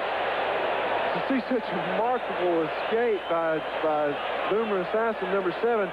Watch him here. He just gets clobbered. He stands up and throws the ball. Right in the numbers. Sometimes that's the hardest place to catch it, though. We've seen some drops today. 2nd and 10 at the 16.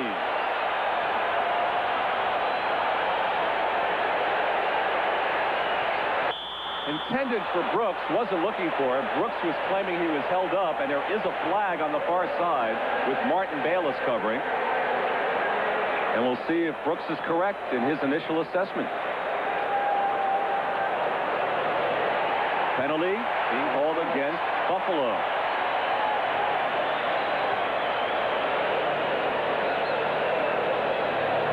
12 men on the field for the defense. 5 yards. Still 2nd down. How about that?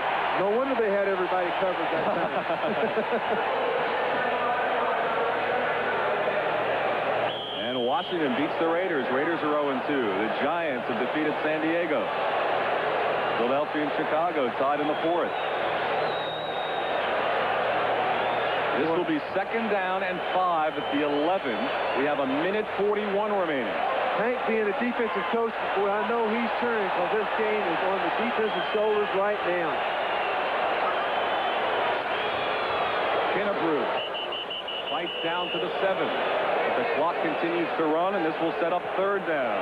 Bruce Smith in on the tackle.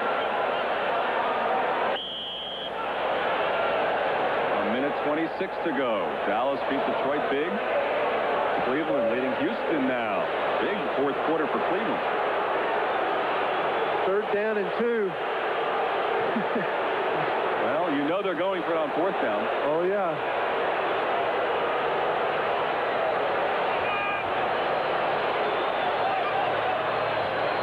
Esiason to throw. To Caddis. First down and more. They're down to the 2. Inside of a minute now. Eric Caddis, the rookie from Michigan. And now the Weeby offense, John. That's right, the Weeby offense. Diala's in there this time at fullback. That's an extra name they've got now in their Weeby offense. But they call it the Weeby offense. Because when all those big guys get there, Weeby going to score now. Weeby this close. Weeby going to score. The Weeby offense. First and goal at the 2. 30 seconds to go. Up. Esiason kept it. The touchdown. What a fake. Esiason ran it in.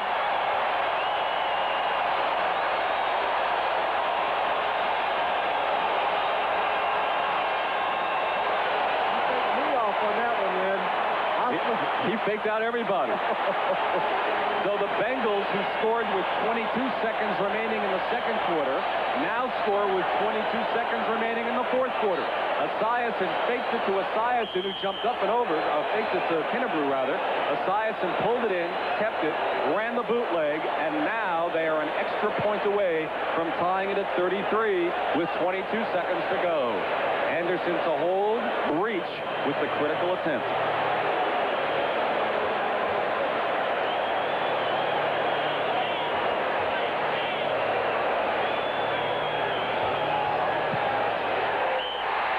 It's tied.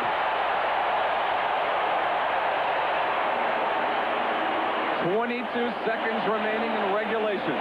Buffalo 33, Cincinnati 33. Cincinnati has erased a 10-point deficit. Take a look at a terrific fake. Watch this fake. Oh, Johnson Everybody jumps for Johnson. Yeah. Oh, boy. Nice little move on Rome's, number 26 that time, too. Who says quarterbacks aren't mobile? A terrific play to tie it at 33. Hank Bull is probably thinking about that missed extra point right now. He knows if he'd have had that right, he would be sitting pretty. He'd still be winning this game.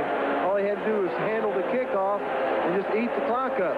That came in the second quarter. After a Rob Riddick touchdown with 6 minutes to go, Scott Norwood missed the extra point. They also had a safety along the way, some touchdown passes, and now the Esiason bootleg. And that's why with 22 seconds to go, we are where we were when we started this thing, all tied up. Will we see Mr. Kelly come to the rescue with the bomb again? What do you do with 22 seconds? That's all you can do. He has 2 timeouts remaining. Reach kicks off. Rob Riddick at the 4.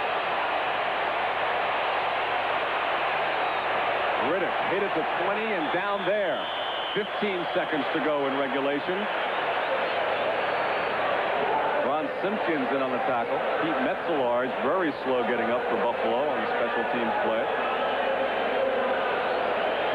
18-yard return. Kelly has 14 seconds.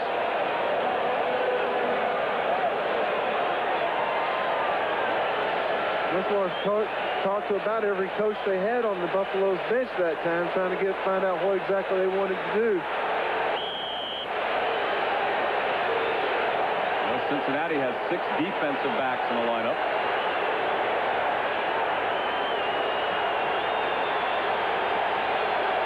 Crowd noise picks up again.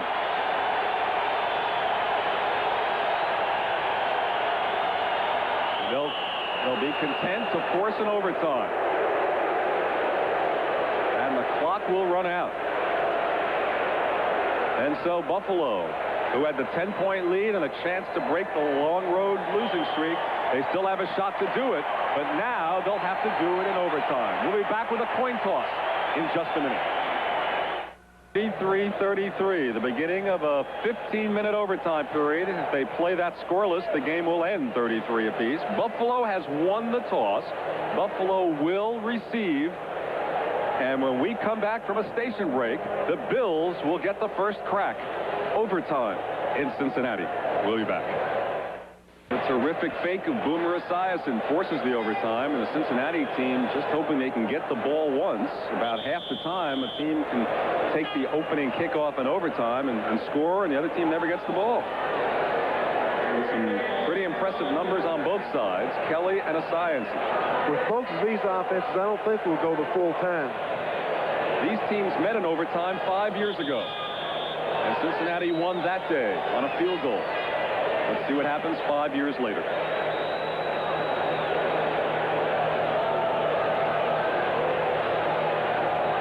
There's a sense of urgency right now in all these players' minds because you know that the first team that scores wins. I was going to ask you, every regular season overtime you ever played, you lost with the Patriots. That's right. We never had any luck in overtime. But there's such a sense of pressure of having to do it now. All right, Kelly just foaming, ready to get in there. Jim Breach starts the overtime. Kicking away to Rob Riddick at the 3. Riddick across the 20, and that's where Kelly and company will start. Now will we come out and run the conservative game like got on the first score, or will we come back like we opened up the second half and throw the long downfield passes? We're about to find out. First down at the 21. Buffalo gets first crack. Buffalo's burned them before. I think I'd try to burn them again on first down. Noise level picks up at Riverfront.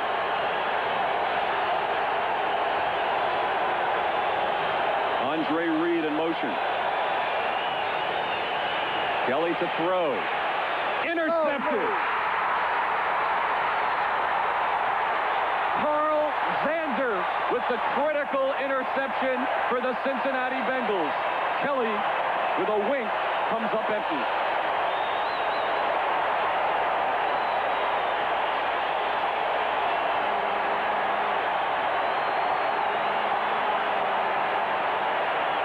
Let's watch the interception here as Carl Zander, number 91, at the top left of your screen. Jim Kelly sees open man and throws it, and then Jim is right, fills the zone. Carl Zander steps right in between the two guys. The ball should have never been thrown, and I doubt Mr. Kelly has learned a very important lesson. I doubt if he ever throws that pass again. His second interception, and it could cost the Bills the game. 1st and 10 at the 17. You know what's confusing to me is it looks like Cincinnati is going to run another play instead of just bringing out their field goal team and kicking the field goal and taking away the win. They don't have their kicker in there. They are going to run another play. They were down 10, tied it with a chance to win here early in overtime. Bill Johnson straight ahead. Johnson to the 2.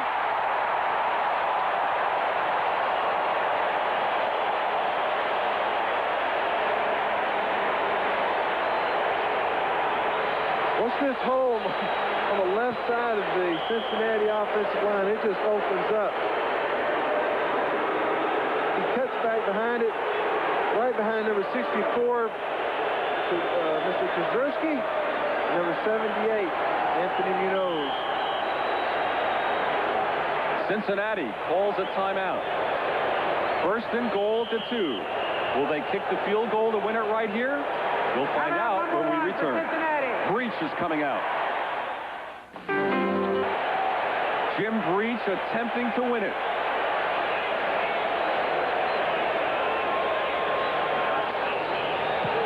Breach for the win. The Bengals have done it in overtime. And look at them go.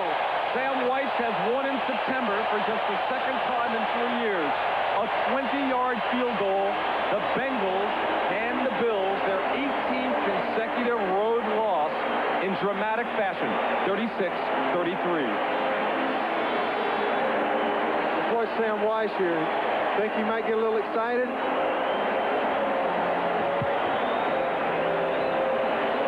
Let me go hug my kicker. That's right.